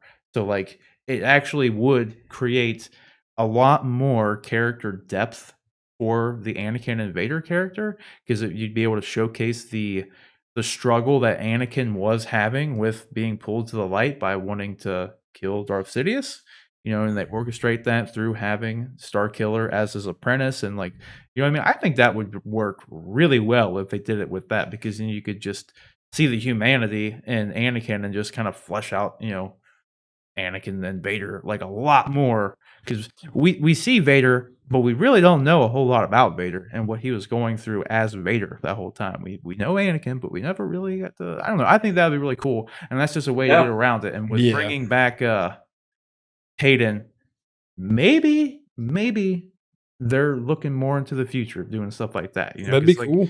that would give Hayden a lot more to do. Yeah, for sure. Sure. You know what I mean? So Well, that's and they've already said that this series is kind of like a one-off. This is not going Yeah. to be an ongoing series with multiple. This is going to be like a mini series. Mhm. So yeah, if Ewan McGregor has agreed to come back and do these like 6 or 8 episodes, however long it is, and then he's maybe done at that point, then this does give them a way to continue that series in a different form with Hayden, if Hayden is going to stick around. Mhm. And like Yeah. I said, dude, they modeled the Star Killer character off Sam Witwer. Like his whole likeness, Sam Witwer is Star Killer, and Sam Witwer is still a part of the Star Wars family because he does the voice for both Darth Sidious and Darth Maul in the Clone Wars. So Yeah. he's a very familiar in this neighborhood, and I'm sure he'd love. I know he wants to play Star Killer in live action. Like he's Oh, said yeah, it why wouldn't before. you? Like, so I would love to see it, and I think Disney Plus and bringing Hayden back with people like Filoni, and like especially with someone like Filoni who is very familiar with all of this stuff that we're talking about here. He's a sweaty like the rest of us. It's something that could happen. It's something that happened. But Rik, Jon, we broke down. I just went through all of them, and again, we had the Rogue Squadron one, but we already talked about that. That was the last one I was going to talk about. What do you guys, what stands out to you? We're going to wrap up the Star Wars segment here. Which one stands out to you? Which one are you looking most forward to? We already knew the Cassian Andor one was coming, so there's like we know that's there. There's a Yeah. couple in here we didn't really talk about because I just don't know too much about them. So kind of put them out there. I'm looking forward to Kenobi and the Acolyte. I think the Acolyte will be a cool, different perspective, like you were kind of mentioning, for a Star Wars. show, series, whatever you want to call it. Seeing it from the dark side versus the light side. But the Obi-Wan Kenobi thing, I think the main thing with that is just Hayden Christensen and seeing like where the story goes, what happens, what they do. I'm with you, man. I think those That's it. those are mine too. Like Yeah, 100%. not looking forward to Lando for some reason. Like when I saw that, I was just like, oh, I'd be Lando. much more excited if they would have if you would have switched out those 5 letters and put the 4 letters of Solo. Yeah. Like I don't know. I would have thought that would have been, because then like we could have just had Lando pop up in it, and like I don't know. Yeah, do more with Han Solo. I'd like to see more He in gets that in enough world. shit. Yeah, especially given how they ended it with, spoiler alert, Darth Maul popping up at the end. I mean, come on. Like I want to see Yeah. that explored more. So just Yeah. do that. Like I don't know. They left it open. Just do it. Yeah. Which one or two or whatever stand out to you, John?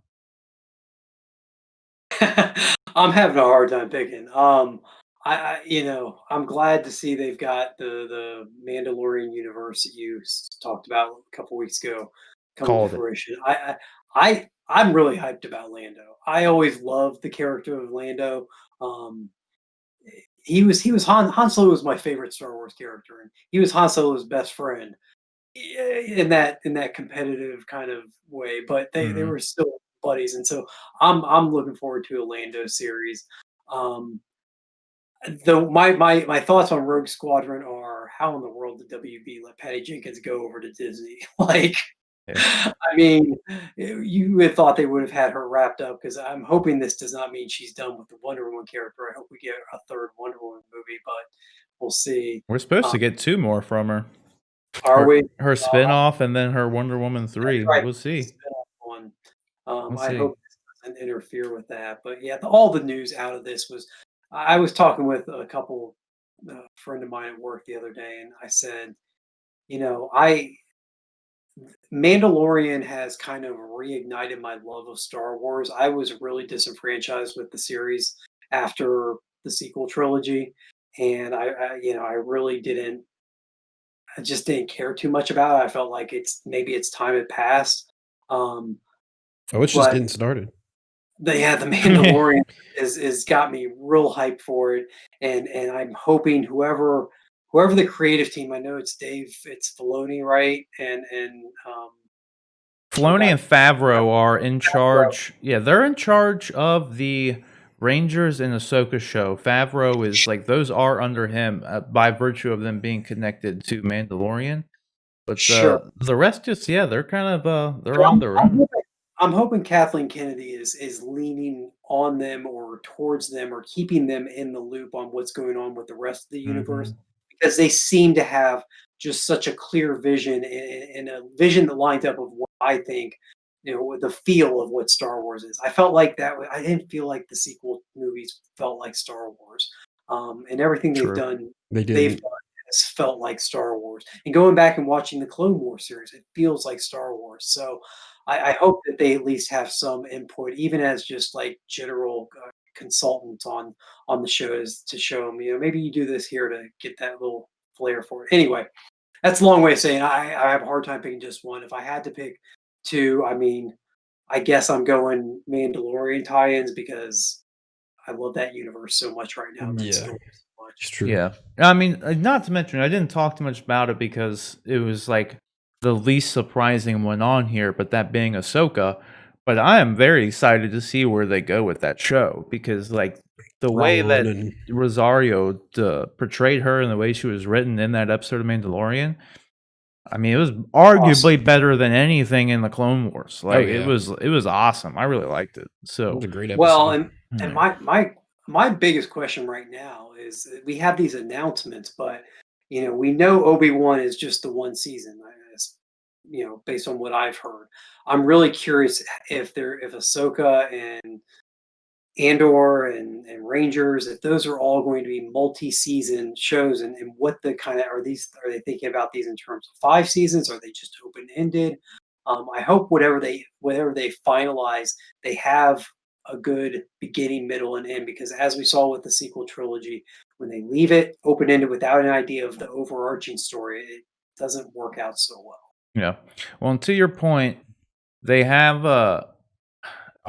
someone like Dave Filoni there who is the perfect Kevin Feige of Star Wars to Yep. have, like, on your team. And, like, Yeah. now that he's, like, you know, gotten his, put his foot in the water with live action, we've seen what he can do on Mandalorian. And I mean, as far as the storytelling and just lore, like, knowledge he has with Star Wars, like, it would be, I don't know, foolish not to utilize him as a resource when he's already, essentially having some creative input on at least 3 of these shows. I mean, like, that's your guy. Like, Yeah. He's Favreau and made that Filoni clear. have been just killing it on, Mandalorian. So, I mean, you got him there, use him, you know? Yeah, So the one last thing, sorry, I know we're trying to get through these quick, but the no, one you're last good. thing I will say is, and we mentioned this off stream, is the Jedi influence over the Star Wars universe has definitely been muted in this Mhm. announcement. I mean, you've got Yeah. 10 shows slash movies being announced, and really, as far as I can tell, besides Ahsoka, who is left the Jedi Order. I mean, that's going to be pretty Jedi, or at least Jedi-like influenced. But the only other one is the Acolyte, maybe, and maybe that's where you get actual Jedi showing up, and having more involvement in the universe, which is surprising considering the Jedi are such a central figure in the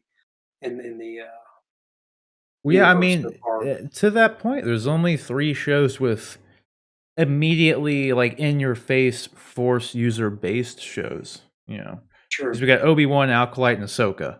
Those are the only 3, but I mean, Obi-Wan's gonna be a one-off who we're familiar with for the most part anyway. We know what's gonna happen with that. And then, yeah, Ahsoka and Acolyte, not necessarily Jedi related, so we'll just have to see where they go. And and I should clarify, I'm not saying that they need to have Jedi and they need to have the Force in every show. I don't think that at all. I think Rogue Squadron could be an awesome movie, and might never even hear the word Force mentioned in it. Um, and I think you could fall back on that crutch of using the Force and Jedi in everything. I'm glad to see that they're not doing that. That they're not oversaturating the market with that stuff. I just found it interesting because it is such a big part of No, the yeah. lore. Yeah. I agree. I mean, I love the Force. Mhm. I like lightsabers, dude. Like, Oh Yeah, so yeah, right. I yep. like when Ahsoka came in the Mandalorian, like, I don't care what anybody was saying, it felt real nice to hear those lightsabers just fucking ignite Up, yep. right to Yeah. start the show. Like, I was Hmm. like, okay, we're So right good. in this, man. So, like, I'm totally cool, and I like that they're definitely taking the approach of not just cramming Jedis and stuff down your face, or Sith alike. But I mean, yeah, man. I'm also at the same time very excited to see. I mean, just the Ahsoka show and the Obi-Wan. After this, I feel like I've just the sequel trilogy didn't give me anything that I wanted as far as, like, Jedi, Sith, lightsabers, nothing. Like, so, like, Speaking of uh, sequel trilogies, I just started reading Heir to the Empire, the Timothy Zahn mhm. Thrawn trilogy book from way back when. Man, I tell you what, I can't believe that book existed and they went the route they did with the sequel trilogy. That book has been excellent so far. I'm 12, 13 chapters in. I can't put it down. It's an amazing book, and it makes me even more depressed about where the sequels went. Yeah. Well, that's the thing too. Speaking of Thrawn, I mean, we know that's where Ahsoka is after. So I mean, like, again, that's very compelling to me. So Oh I mean, yeah. it's gonna be great to see, that storyline continued in general. So I'm looking forward to pretty much all these things on here. But again, definitely Alkalite and Obi-Wan are my top 2, and then Ahsoka being the third, I'd have to say. And then obviously just a continuation of the rest. Andor, I'm excited to see, but I know it's probably just gonna be, I just feel like with Andor, there's not too many places they can really go with it. However, I am very excited to see if they maintain, like I said last week, that whole gray area of, the rebels have to do dirty stuff. That'll be good to see. So as long as they stick with that, I'm cool. So question is, guys, what did you think about all this news coming out? Do you think this was Kathleen Kennedy's swan song, if you will? Do you think she came out here and was like, just mic drop this stuff, and then she's gonna leave Lucasfilm? Maybe didn't talk about that, but let's speculate with that. Do you think this is her going away? Like, this is her legacy for being the head of Lucasfilm potentially? Could be, or could Could she stay on? You know, I mean, I could see someone like Jon Favreau taking over Lucasfilm one day, maybe. He's got a good head on his shoulders. He knows what he's doing with Mandalorian. It could happen. I don't know. Let us know what you think about all this stuff down in the comment section. It's too much to get into. Let us know down in the comment section below. All right. So, guys, our penultimate topics here, our penultimate topics is going to be the Marvel announcement and everything. Then we're going to get into the Mandalorian season 7, or season 7, Jesus. Season 2, episode 7, The Believer, spoiler discussion. We're going to get into that, and we're going to wrap up the show with that. But first, like I said, we're going to break down the massive amounts of news regarding the Marvel Cinematic Universe that came out of that Disney press conference. So we got a new Falcon and Winter Soldier trailer. We got a Loki trailer. We got more information about, I mean, all these shows here, really, some more so than others.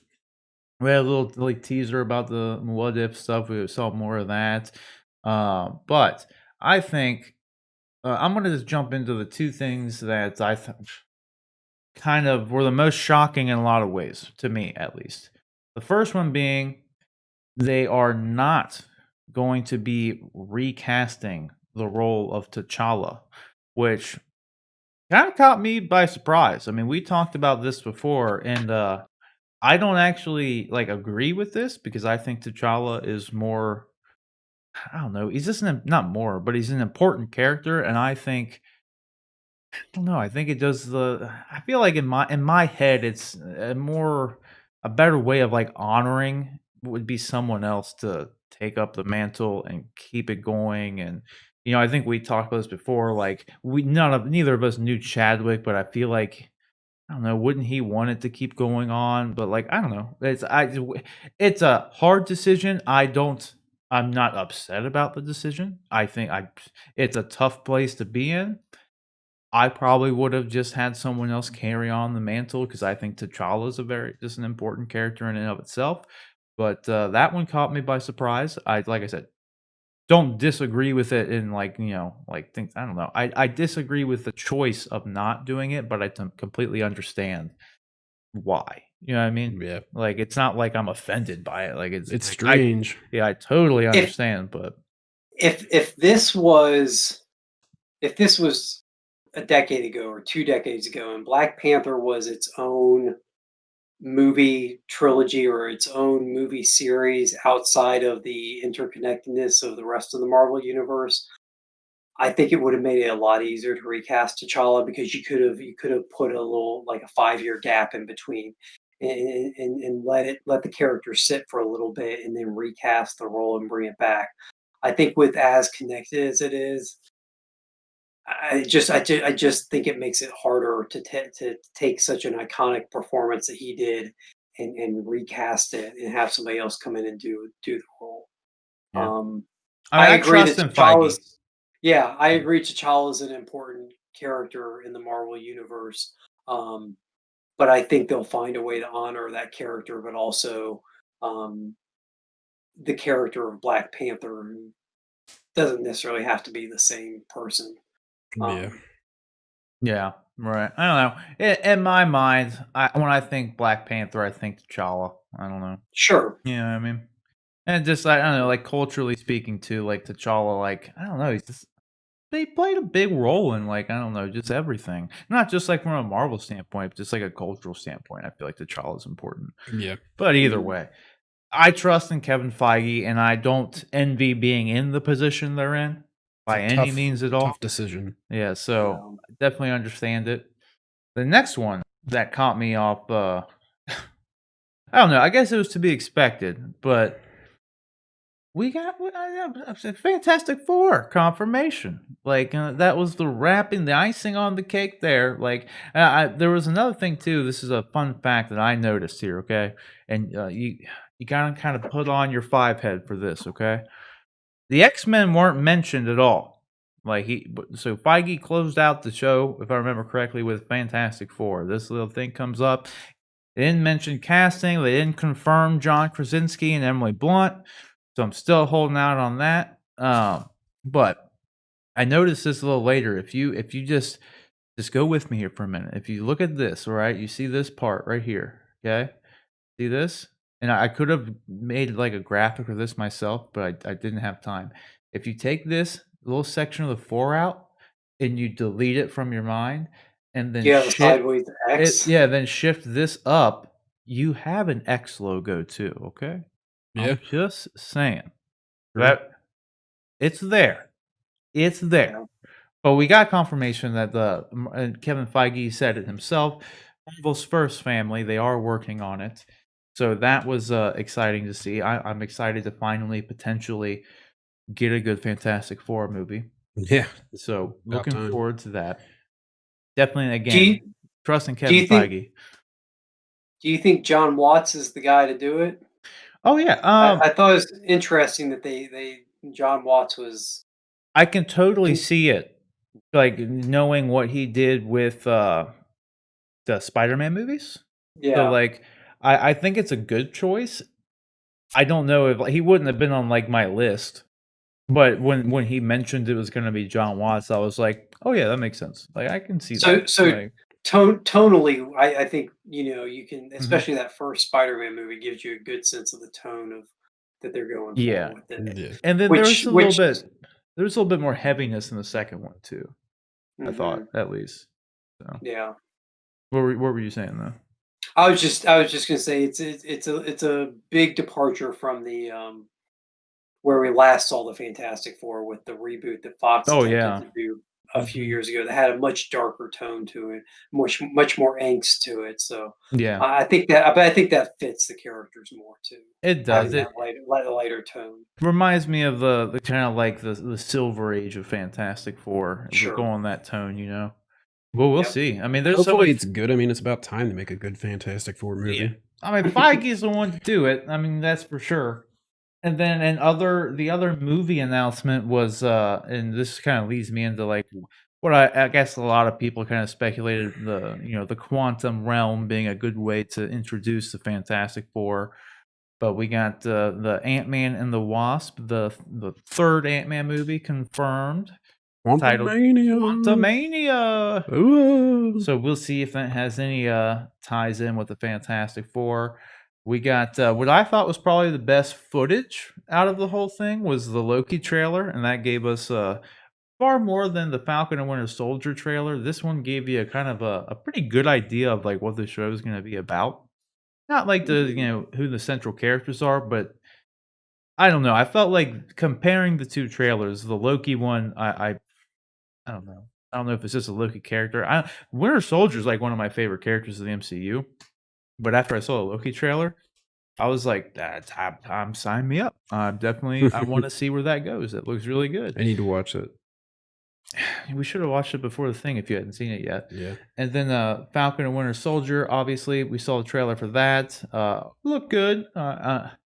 I still have question marks around this as to just like what really they're going to be doing with it. So I'm still excited that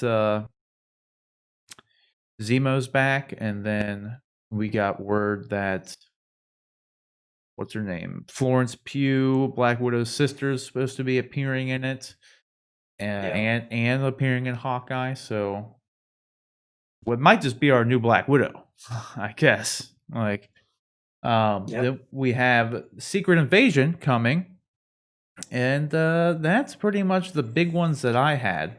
But then they also had an Ironheart series, an Armor Wars series, a Guardians of the Galaxy holiday special, and then like which I'm excited to see that. Yeah, that'd be Oh, probably yeah. pretty That's gonna be good. fun for sure. And then I am Groot.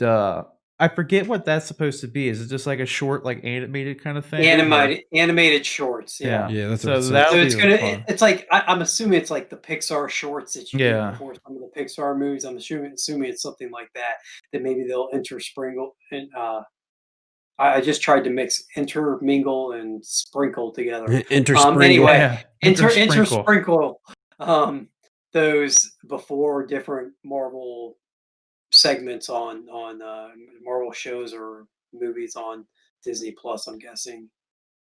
Well, then we also too, now that I remember here, we did get the confirmation that Tatiana Maslany is indeed playing She-Hulk. I remember that.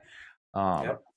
I'm probably And the missing stuff. There's just so much. Like, what what's I forget his name, Roth, is coming back.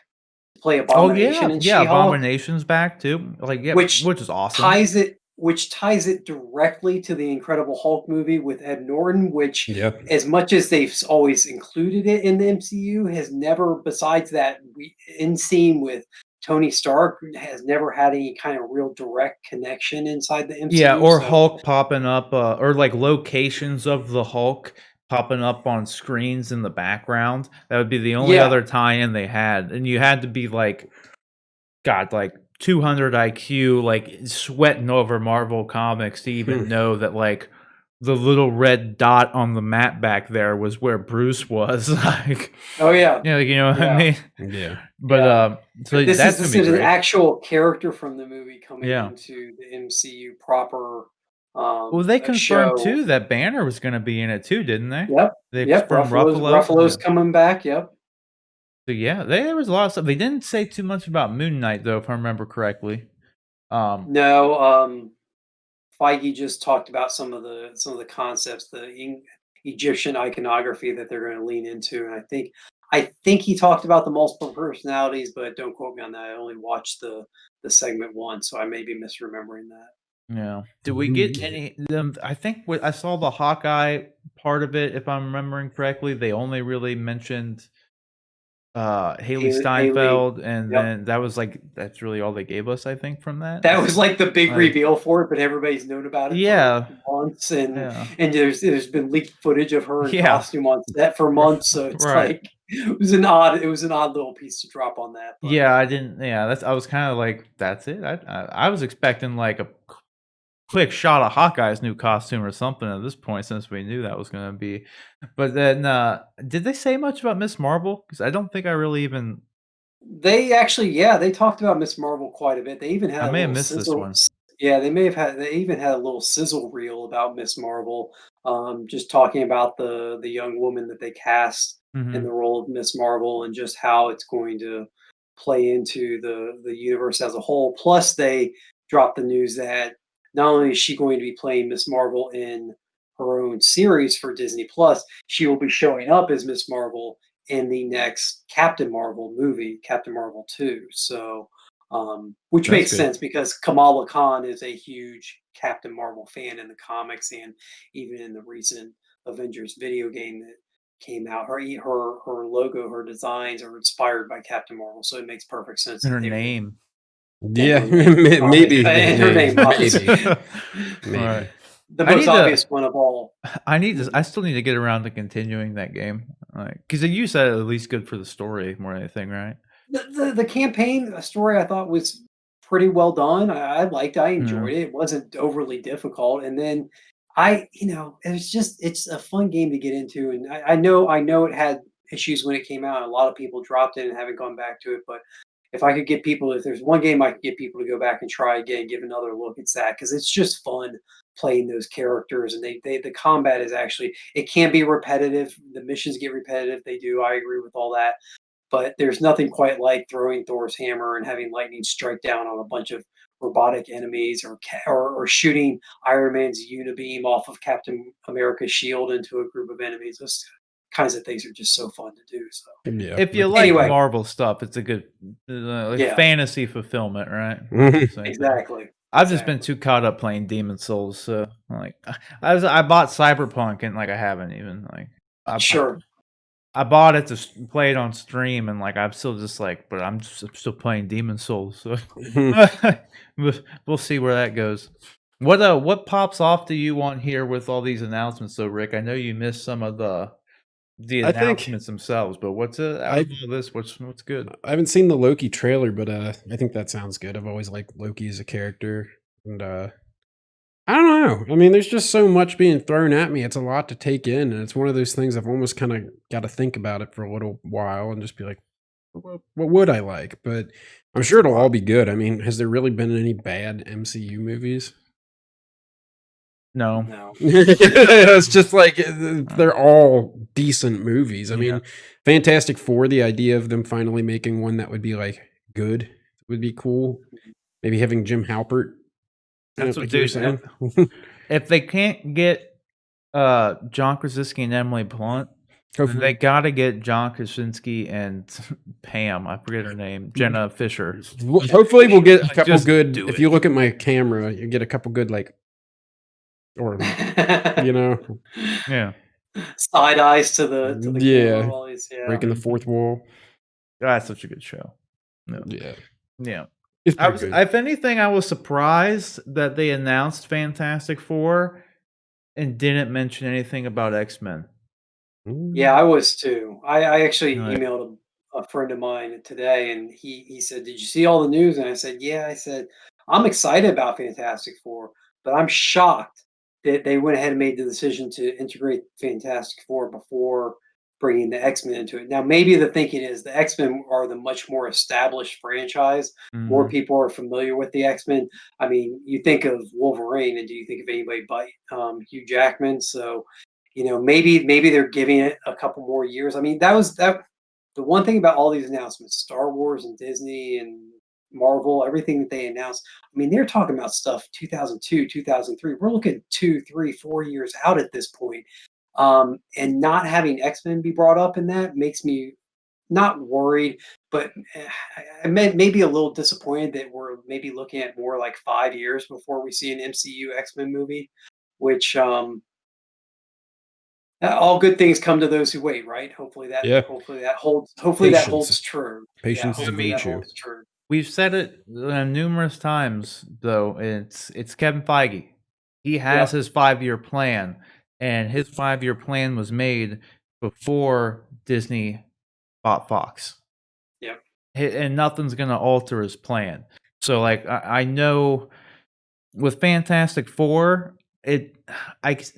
because like you said, X-Men it's more we just had a New Mutants movie. You know what I mean? Like, Yep. X-Men's still, like, kind of fresh in everybody's mind, and as far as Fantastic Four is concerned, we're still waiting on a good one.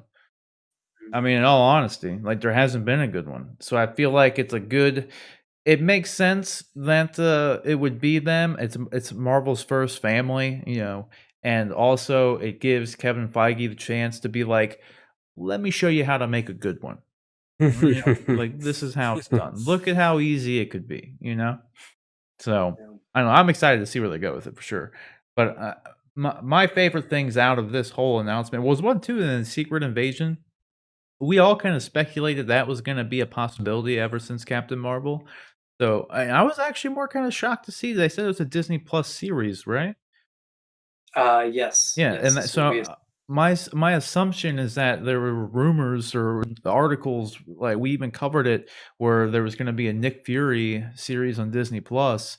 I'm guessing it's just the Secret Wars one, and they're not actually gonna make, like, its own standalone Nick Fury thing. My assumption is, like, that's the one, right? Like yeah. I I would that's where I it, would go.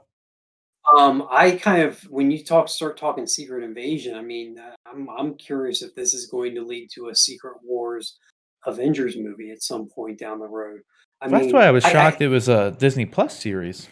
It's like a yeah. big deal. Yeah, it is. Especially, I mean, the comic itself was one of their biggest crossover events ever. So, yeah, it's a huge deal. I keep when I hear about all these shows and I hear about with Star Wars, all the announcements came and there were a ton of announcements. But you also think about Star Wars in the fact that you've got the High Republic era, you've got the Mando kind of group of shows, you've got Obi-Wan in its own time frame, you have clumps or groups of 3 or 4 shows that maybe tie together or movies that tie together.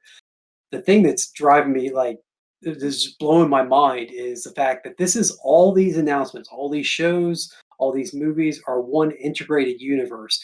And I just keep thinking about the meme of from It's Sunny in Philadelphia with the guy with all the cards on the wall and he's Charlie pointing Day, to it. Yeah, yeah. like And he's Yeah, like, he's got everything mapped out. I feel like kinda like that. Feige's room he's got to be his room's got to or his office has got to be something like that. Just this crazy Yeah. interconnected Yarn web going of from picture to picture to yeah. yeah, how they are going to make this all work it together and work well is just I mean, they've done it all along and it's been a master class in how to do storytelling, but I can't wait to see how they pull off the rest of this. My favorite, or not my favorite, most surprising announcement, or the thing that I was most excited about, and I think it's because Captain America: Winter Soldier was my favorite MCU movie, and Winter Soldier and Falcon are two of my favorite characters coming out of the MCU um, Avengers universe. Is the fact that Feige said that the Falcon and Winter Soldier series is essentially another MCU movie. They are just breaking it out over 6 parts, which is very exciting to me. I love the idea that we're getting a movie, but that they have just broken it down into different parts, but it's featuring those 2 characters. Hey, absolutely. Like I said, Winter Soldier is like, I mean, that's definitely my favorite MCU movie. I think didn't we when we broke down our list, was that both our number ones? Like, Yeah, yeah. we both have So one. yeah, so I mean, and Winter Soldier as a character, so I just love what Sebastian Stan's just like portrayed him really well. And I just really like what they've done with him. So like, super hyped to see where they go with the show. Just And that Oh, sorry, go ahead. no, I was gonna say the trailer was just, I don't know, for whatever reason, underwhelming to me. I guess it was just like kind of paled in comparison to. I guess I'm already expecting that show to be good, and then like the Loki show is more of a question mark, and then all the Star Wars stuff. Yeah, Yeah. it's like you said, we were saying before, Marvel's on a winning record, so nothing's really surprising when it comes out. Like I just expect it's gonna be good. Like I feel like the Star Wars stuff, like really caught me off guard with a couple of things, and actually, kind of like you were saying, it kind of it's just ever since Mandalorian kind of reinvigorated your love for Star Wars. I'm kind of in that same boat, and it's like a really nice place to be in. I just have to say, Oh, yeah. like actually being excited for Star Wars, like we're excited for Marvel. Like I'd like to be at the point where I just expect that Star Wars is gonna be good. Gonna Damn be it, good Yeah. rather right? than kind of dreading it and worried going into it. Yeah, Yeah. yeah, for sure. So yeah, that's where Um, I'm at. there was something else I was gonna mention.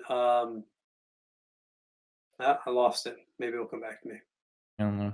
I don't. The one thing we haven't talked about in this segment, but we did talk about earlier in the show, and got very just a passing note or talk or discussion was the Spider-Man 3. I mean, I think Kevin Feige said something like we're currently in production on Spider-Man 3, but really didn't dive into much else with it. Um, was a little surprising that they didn't include more about Spidey in this, My especially with all the casting announcements and yeah. leaks that have been going on. My guess was with that, like I was kind of getting that earlier, was if A, it's a Sony thing, so maybe it's just not Mhm. their place. But B, there's just been so this was obviously pre-recorded too, so like maybe Sure. they didn't want really any of that stuff that's come out recently to come out. So and then like I don't know, like because that's really the only thing I can think of is they didn't want it to come out, or and it was recorded before that stuff came out, or B, they already knew it came out, so when they recorded it, didn't bother saying anything. Or the third one, which is probably really the more likely one, is it's a Sony thing. So like maybe they can't like Yeah. speak too much about it, or maybe it's just too complicated if they want to like they got to get with Sony, and it's just like but we'll just talk about our own shit, like Yeah. like whatever. Sure. But yeah, I was kind of surprised with it too, just because like a while back we heard that like forget who said it. It might have been Feige, like in an interview or something, but they said like Spider-Man was going to be like a more central figure in the MCU going forward, and that was pre the new Sony deal and everything that they had to make. So like, I don't know if Mhm. that's still the plan, or I don't know, because at one Yeah. point it was like Captain Marvel was supposed to be like a new figurehead going forward, and even that's kind of I don't know, seeming like it's not been the case because we didn't get really any news about Captain Marvel. I think they just said we're working on a sequel. Or did they even say that? Am I hallucinating? They gave a date. They gave, I think, a release date of 2022, end of Yeah. 2022 for it, and just the fact that Brie Larson was back and they were bringing Miss Marvel into it, and Yeah. there was one other person that they talked about. But I can't remember off the top of my head. Was it Jude Law maybe? They say he was coming back? No, No? no, it wasn't him. Hmm. I don't know. That's the thing. I'm gonna have to go back and recap all this stuff for myself because when it was on, I was stuck doing something else that I couldn't stop doing. So I had to keep Mm. like doing one of these, like and like missing stuff and like I Yeah. don't know. Well, I and just remember even the I mean, I kind of sequestered myself in a room in my house and watched it all straight through, and it was just so many announcements with Oh yeah.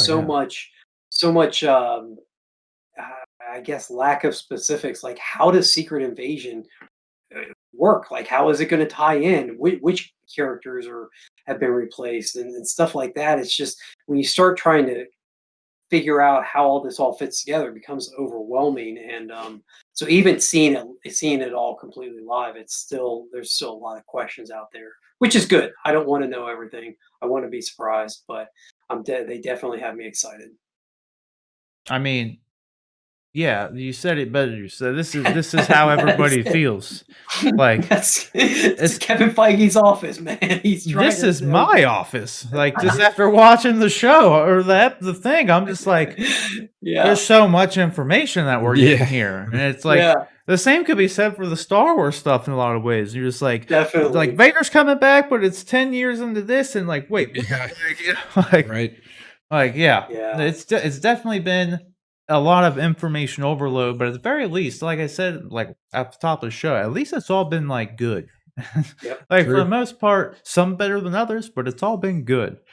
So, you guys got anything else you want to add on the Marvel stuff, or you want to jump into the spoiler review of Mando? If Disney had a lifetime subscription, I'd probably pay it right now. But other than that, yeah, no, I'm Disney good. Plus. Well, there you go. That's Mhm. your subscribe to that. That's kind of the good thing too, though. Like knowing that, like with Disney Plus and like them, they're at least. I've always been kind of bummed out with Disney Plus in a lot of ways because they only had Mandalorian and that's it. Like we talked about it before, they just had Mandalorian, and then like it's been a year, and we just had Mandalorian and Hamilton, and that's pretty much been it. And like, but at least now, I mean, it's Yeah. gonna be great at some point. Like, Oh, for sure. it's gonna be the kind of thing where like you got all these Star Wars shows coming, all these like, and we said before, like once they can you just with how successful that Disney Plus has been, like we said it on the show, like, can you imagine once they have the Marvel shows? And like now after this announcement, it's like, can you imagine when they have all the Star Wars shows and all the Yeah. Star Wars movies and all these Marvel shows? Like it's gonna be insane. Like it really is Yeah. gonna be like, I don't know, it's gonna be a must-have subscription. In all honesty, that's I can definitely say that without a doubt. So. Yeah. Question is, guys, what did you think about this whole Disney press conference as a whole? Really, what was your takeaway from it? Did you think the Star Wars stuff was better than the Marvel stuff? Since this was a whole little Marvel segment here, what was your favorite Marvel, related topic that came out of there? If I had to choose one thing, it would probably be kind of like I said off the top, would be the Fantastic Four Chadwick Boseman news was the two big ones, and then I don't know. I really liked the Loki trailer. I thought it was really good. Owen Wilson looked great in it. Like so. I'm looking forward to that. So let us know what you guys think down in the comment section below. All right, guys. So this is our final topic here. It's going to be our Mandalorian season 2, episode 7 spoiler discussion. So if you haven't seen it for whatever reason, I mean it's Monday at this point, so everyone should have seen it. That's why it's why it's a good thing our show's on Monday and this show comes on Friday because I always feel good about doing and releasing the spoiler discussion because everybody would have a chance to see it at that time. It's a lot more enjoyable. So hopefully everybody watching the show has already seen it by now. So we're gonna get into this though, and I gotta say this one too. This was I liked this episode. Guys, it was The It was Believer. a good episode. I thought it was good. It had Bill Burr came back, so they figured up that they picked up that through line there from him trying to go to Cara Dune. He didn't have his little gun thing this time. Or What blaster thing, that little No. extra arm. You got to see old Yeah. Din Djarin without his helmet for a hot minute I too. know, dude. That's what. Yeah, that's what I was gonna say. We got that. His helmet was removed again. Where was it? We'll have Just it. say, you get a photo of First, this? he put this helmet on, Yeah, so he had that whole bit. that is where not he's- the way.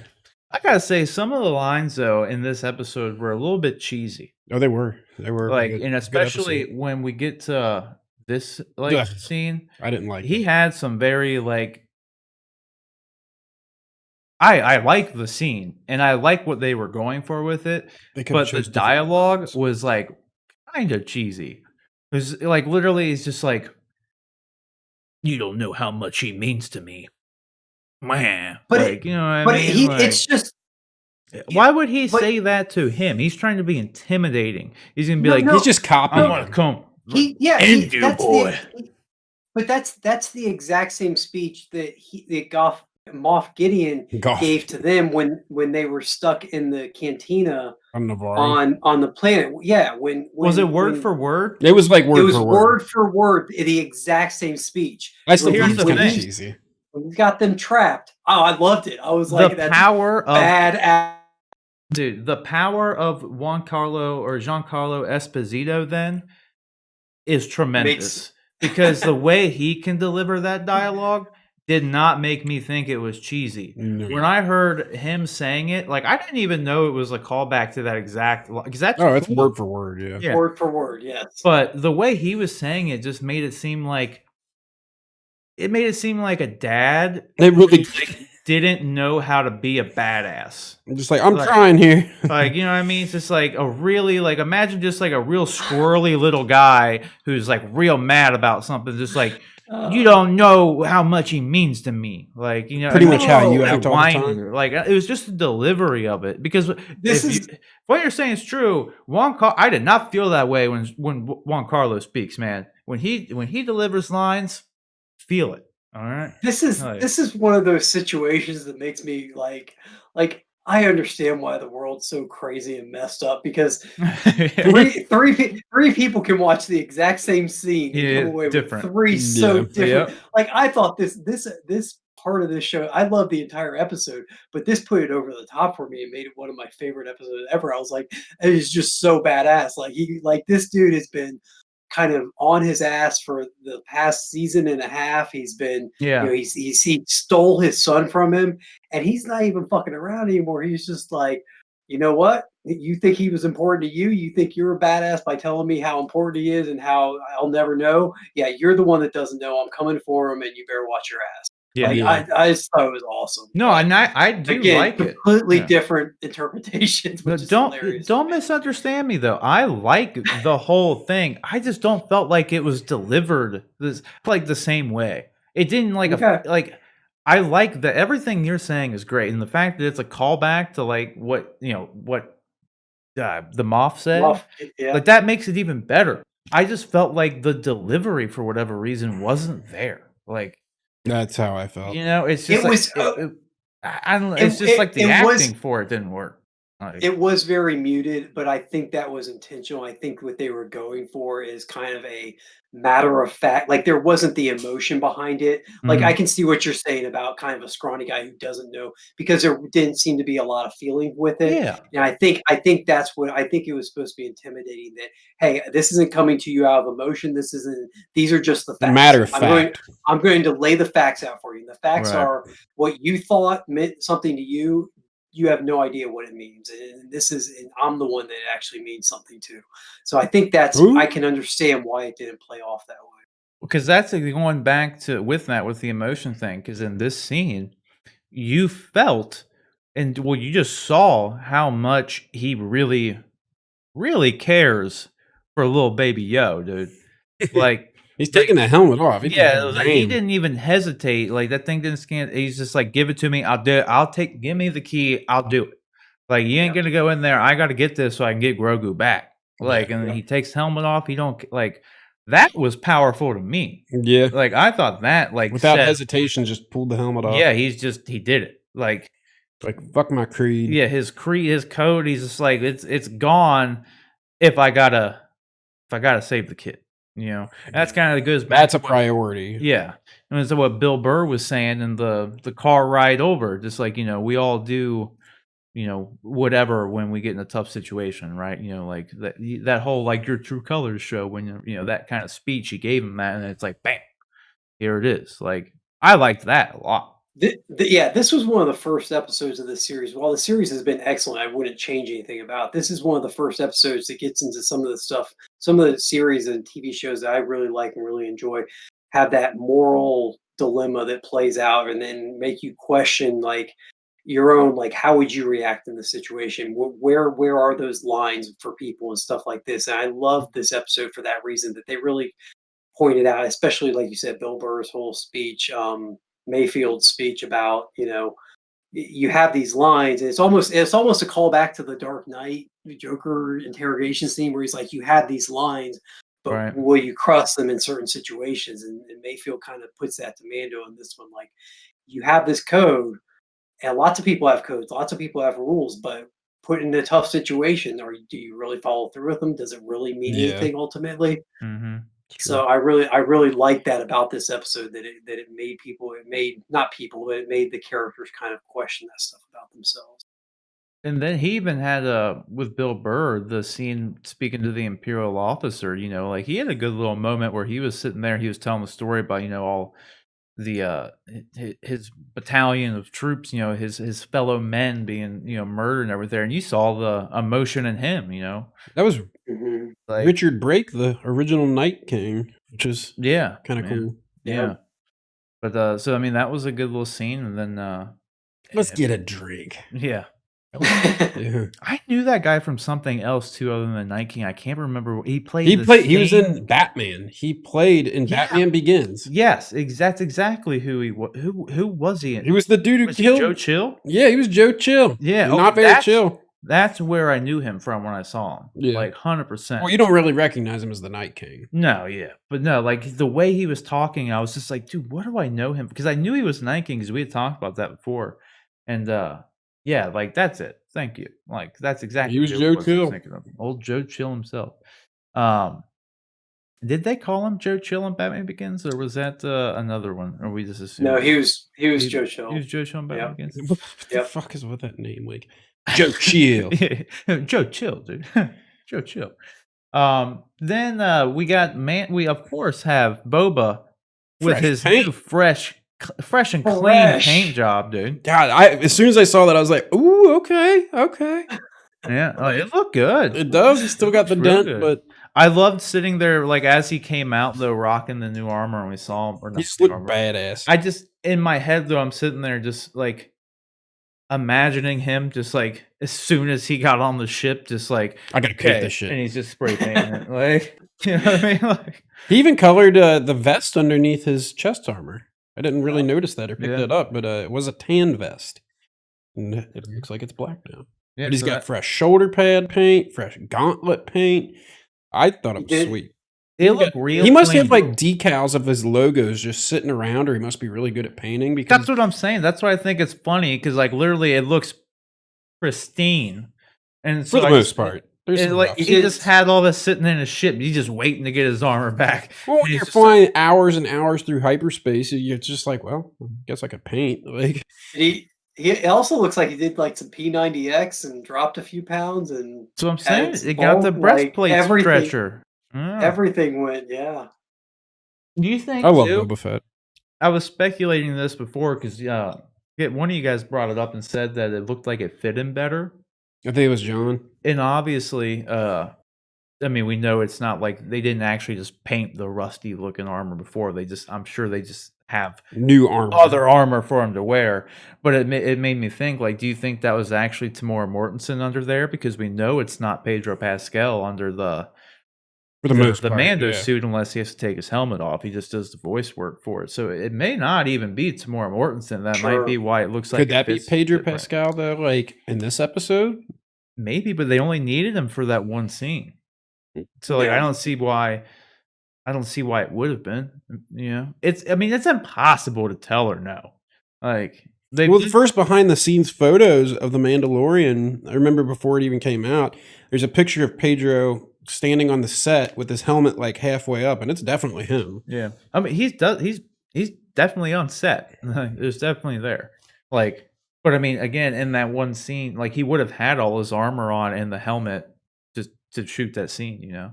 Yeah. But he only needed to do that one scene, and then it could have went back to being John Wayne's grandson. Who knows? Who knows? It don't matter. The end product's what matters, and the end product is good. Like, and then I really liked they let at the very end. Obviously, they let old Bill Burr go on his merry way. They did. So They he- did. I feel like he could be potentially showing up in the New He's good Republic at show. what he does. Like, Yeah, Sure. Right. But it makes sense for him, like, because Cara Dune's the one who got him out and then set him free. And like I said, I'm pretty sure Mayfield that died in a mining accident. to what? They said like he lost his life in a exactly. mining accident. Exactly. But now he's got to change his identity entirely if he wants to. Which Well, I guess I isn't liked- hard in the Star Wars universe. Well, I like too that they like. It was again just something that you don't really get to see a lot, in which like something that they should have explored a lot more with Finn's character, but like a defected Imperial. You know what I mean? Because that's like they kind of got to shine a little bit of light on that with old Bill Burr here in this episode, and like you kind of got an idea of as to why he left the Imps. Yeah, he didn't like it. Yeah, so like they need to do more of that. That's what intrigues me about the Cassian Andor show, because you get to see that like dirty side of the rebellion, and then again, just some. It's fine when they stay in these familiar timelines and all that stuff, as long as they just do new things, because that's compelling. So I liked that. I liked everything they did with him. Then like they let him go. I mean, I liked the episode overall. Like what we only got one more though, right? Yeah. Yeah. It's gonna be pretty climactic, I would imagine. What do you think? How do you think it's gonna end? Let's end the spoiler On a review cliffhanger with Moff Gideon. You think it's gonna be a cliffhanger? You don't think they're gonna wrap it up? No, I doubt it. I mean, that'd be a lot to cover in one episode. It's going to be rough on me, maybe emotionally. I think it might be pretty rough after the next episode, knowing that he hasn't gotten Grogu back, and I have to wait an entire year with. But so long. Yeah. But I agree with Rick. I think they're building towards a confrontation, but I think they're still building. I think next week is. I don't think he's gonna. With. Oh, go ahead. Sorry. No, I think the show, the last episode will culminate with them kind of facing off, getting ready to. I highly doubt that he's gonna assemble his Avengers crew in like 10 minutes of the episode and just like go get him and get Grogu back. You know what I mean? Mm-hmm. That's kind of what they do in every episode, though. But I doubt it's going to be as simple too as just okay. We know Bo-Katan can be busy. We're going to go and yeah. Do you think it ends with them all being captured? It could. Then like maybe Bo-Katan comes and helps bust them out. I think you're going to see more of Mando without his helmet, though, like as time goes on, because he's going to start realizing that like there are more important things than like the stupid creed. I mean, he's even realizing slowly that a lot of Mandalorians just don't even do that. Like, well, that's the thing too. Like we mentioned when we with Bo-Katan episode where we learned that it's this crazy religious zealot group that is trying to do the old Mandalore beliefs and all this kind of stuff. Like, I think that's actually a very interesting arc. Like they could actually explore with Mando as like on a character level, because like this is some dude who was essentially brainwashed into like a type of cult thing. Yeah, because it's not like we got Boba Fett and we got Bo-Katan and all these people who are just like normies, essentially. Like they're like, nah, dude, like that stuff's kind of crazy. So like we don't do that. Like that's not. It's like, trust me, like Bo-Katan's sitting there like, I am literally the heir to Mandalore, dude. Like what I'm saying like is I true. You like, yeah, I'm the reason you exist. Like right, like. What I'm saying, you should listen to. You're like what you're adhering nice to about is it too. crazy shit. Yeah, she was cool. So like I think that's like interesting though. Like is like you could go a lot of ways with like a character who's essentially been brainwashed and risen as a child as like from some religious zealot cult. Hey, weird group. What do you think Bo-Katan and Mando will get together? Like. Yeah, make some Mando babies. You could do that. Like I said before, some foundlings. Like I said, I think the Mandalorian is gonna just kind of keep going, and eventually, like Bo-Katan will be more of a recurring member, and then like even Boba Fett can be a recurring part of the cast and all this stuff. Because I think the show is gonna just more evolve into being a show about just Mandalorians in general. Because I mean, they could always, if they wanted to, when the Mandalorian story is over, just add an S to the end of it. The Mandalorians, and like that's the new series, and it just like can keep going and just like keep exploring this Mandalorian world. But I mean, it could always end with like maybe he gets with Bo-Katan and like maybe we're looking at the future, ruler of Mandalore, and we just don't even know it yet. Like the first lady or the first man. Yeah, like we don't know. Like there's a lot of ways they go with it. Like, so I just don't think they're gonna keep doing the song and dance with Moff Gideon for like too long. Like I don't know. Maybe halfway through the next season and then just kind of call it. There's a chance they could end it like I don't know. So you guys, I think Jedi is gonna come save Grogu. To be completely honest, that's possible too. I think that's what I've thought. That's what I've speculated. He made the call. He did. He made the call. A very powerful call at that. All right. So you guys don't think he's getting saved at the end, though? You think Grogu is still going to be in the hands of Moff Gideon at the end of next week's episode? I think something will happen. Yeah, I mean, I think he'll be in the clutches of the Empire still after the end of next episode. Then do you think something's going to happen? Obviously, but I don't. Yeah. Oh, go on. What were you saying, Joe?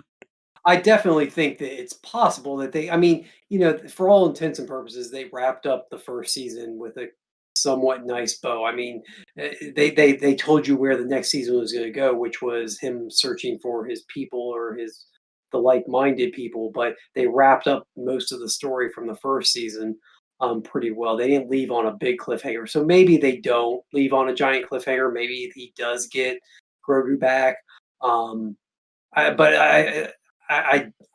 I think that they've established the show well enough now. They have enough faith that people will come back and watch, even if they do end on a cliffhanger. Oh, yeah. And so my personal belief right now is that they'll give us some sort of kind of major cliffhanger. But I could see where they don't too. But do you think so? If you think Grogu is still going to be in the clutches of the Empire at the end of the finale, do you think that our crew here is also going to be captured? Do you think they're going to try to go save him, and that's going to be the cliffhanger? Is that they did not win, and they're stuck there now? I don't think it could. I don't know. I mean, at that point, then you're also like, does Moff Gideon? Maybe Mando's the only one that doesn't get captured, and then does Moff Gideon play off Grogu versus the other his compatriots? Does Moff Gideon say, look, you can only save one of these. You can save Grogu or you can save your compatriots. But if you go after Grogu, I'm going to kill them. If you go after them, Grogu and I are leaving. So maybe he puts him in an impossible situation like that. I don't know. At this point, it's all out. It's all on the table. I did just want to mention real quick. I believe, and I'm probably forgetting some key scene from the episode, from episode 7 that we're reviewing.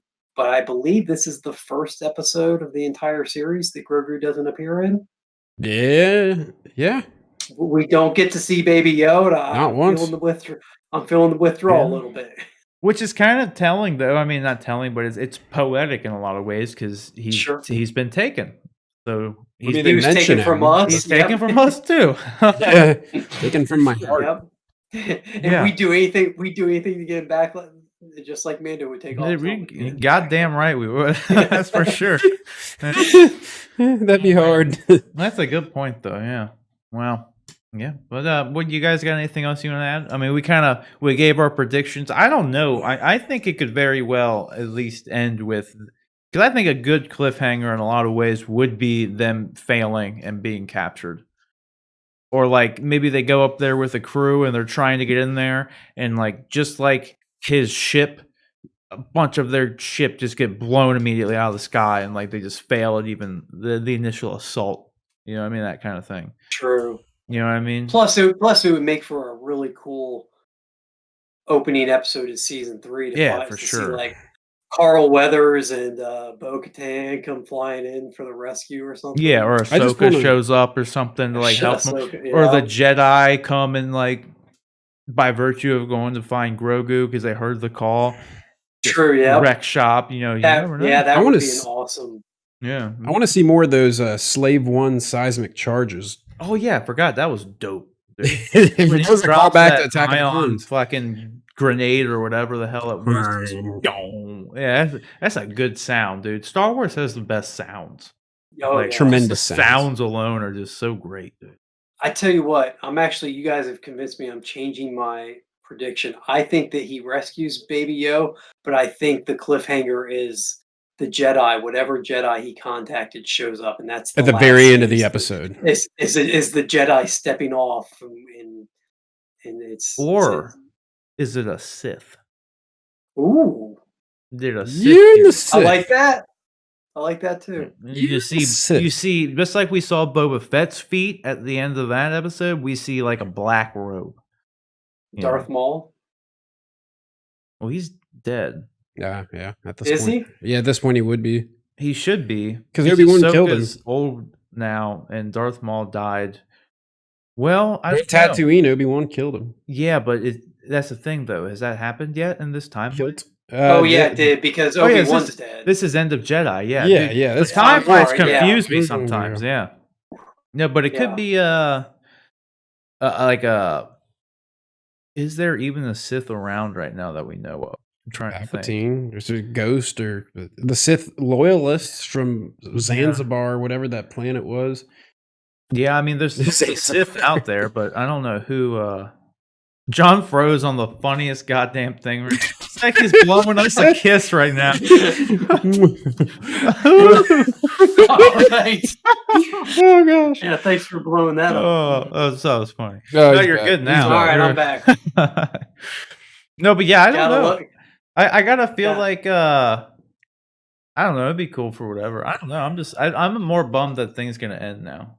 But I know. at this point, I didn't even realize that we were I- talking about it. That like, yeah, it's last episode next week. So I'm just trying to keep in the back of my head all those announcements that came out, and next year at this time when we're reaching the end of the Mandalorian, True. hopefully we'll be right on the verge of starting up the Ahsoka show, or we'll be right on the Yeah. verge of the We'll have to wait a Rebel year. the Rebel show. Yeah, You'll always have something new to watch. yeah, Yep. which is like I said, it's gonna be great for Disney Plus as a whole. I mean, especially for the viewer too. I mean, yeah, it's gonna make them a ass ton of money, but like that's the thing. Disney Plus, like I kind of like gave them some shit about. Like was just that. Man, it would have been so good as like right when Mandalorian season 1 ended, then we went into Falcon, and then once that was over, we went into Wanda, and then just like you're always being able to watch something new. Like I mean, it's we've got definitely getting to that point.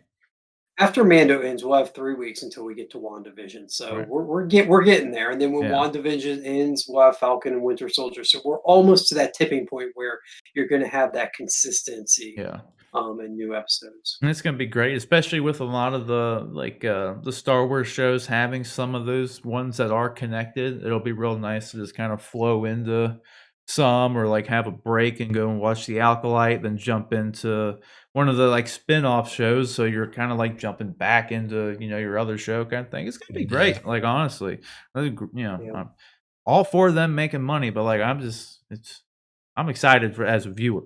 It's gonna be fun. True that. For sure. All right, you guys got anything else you want to add on here for the Mando?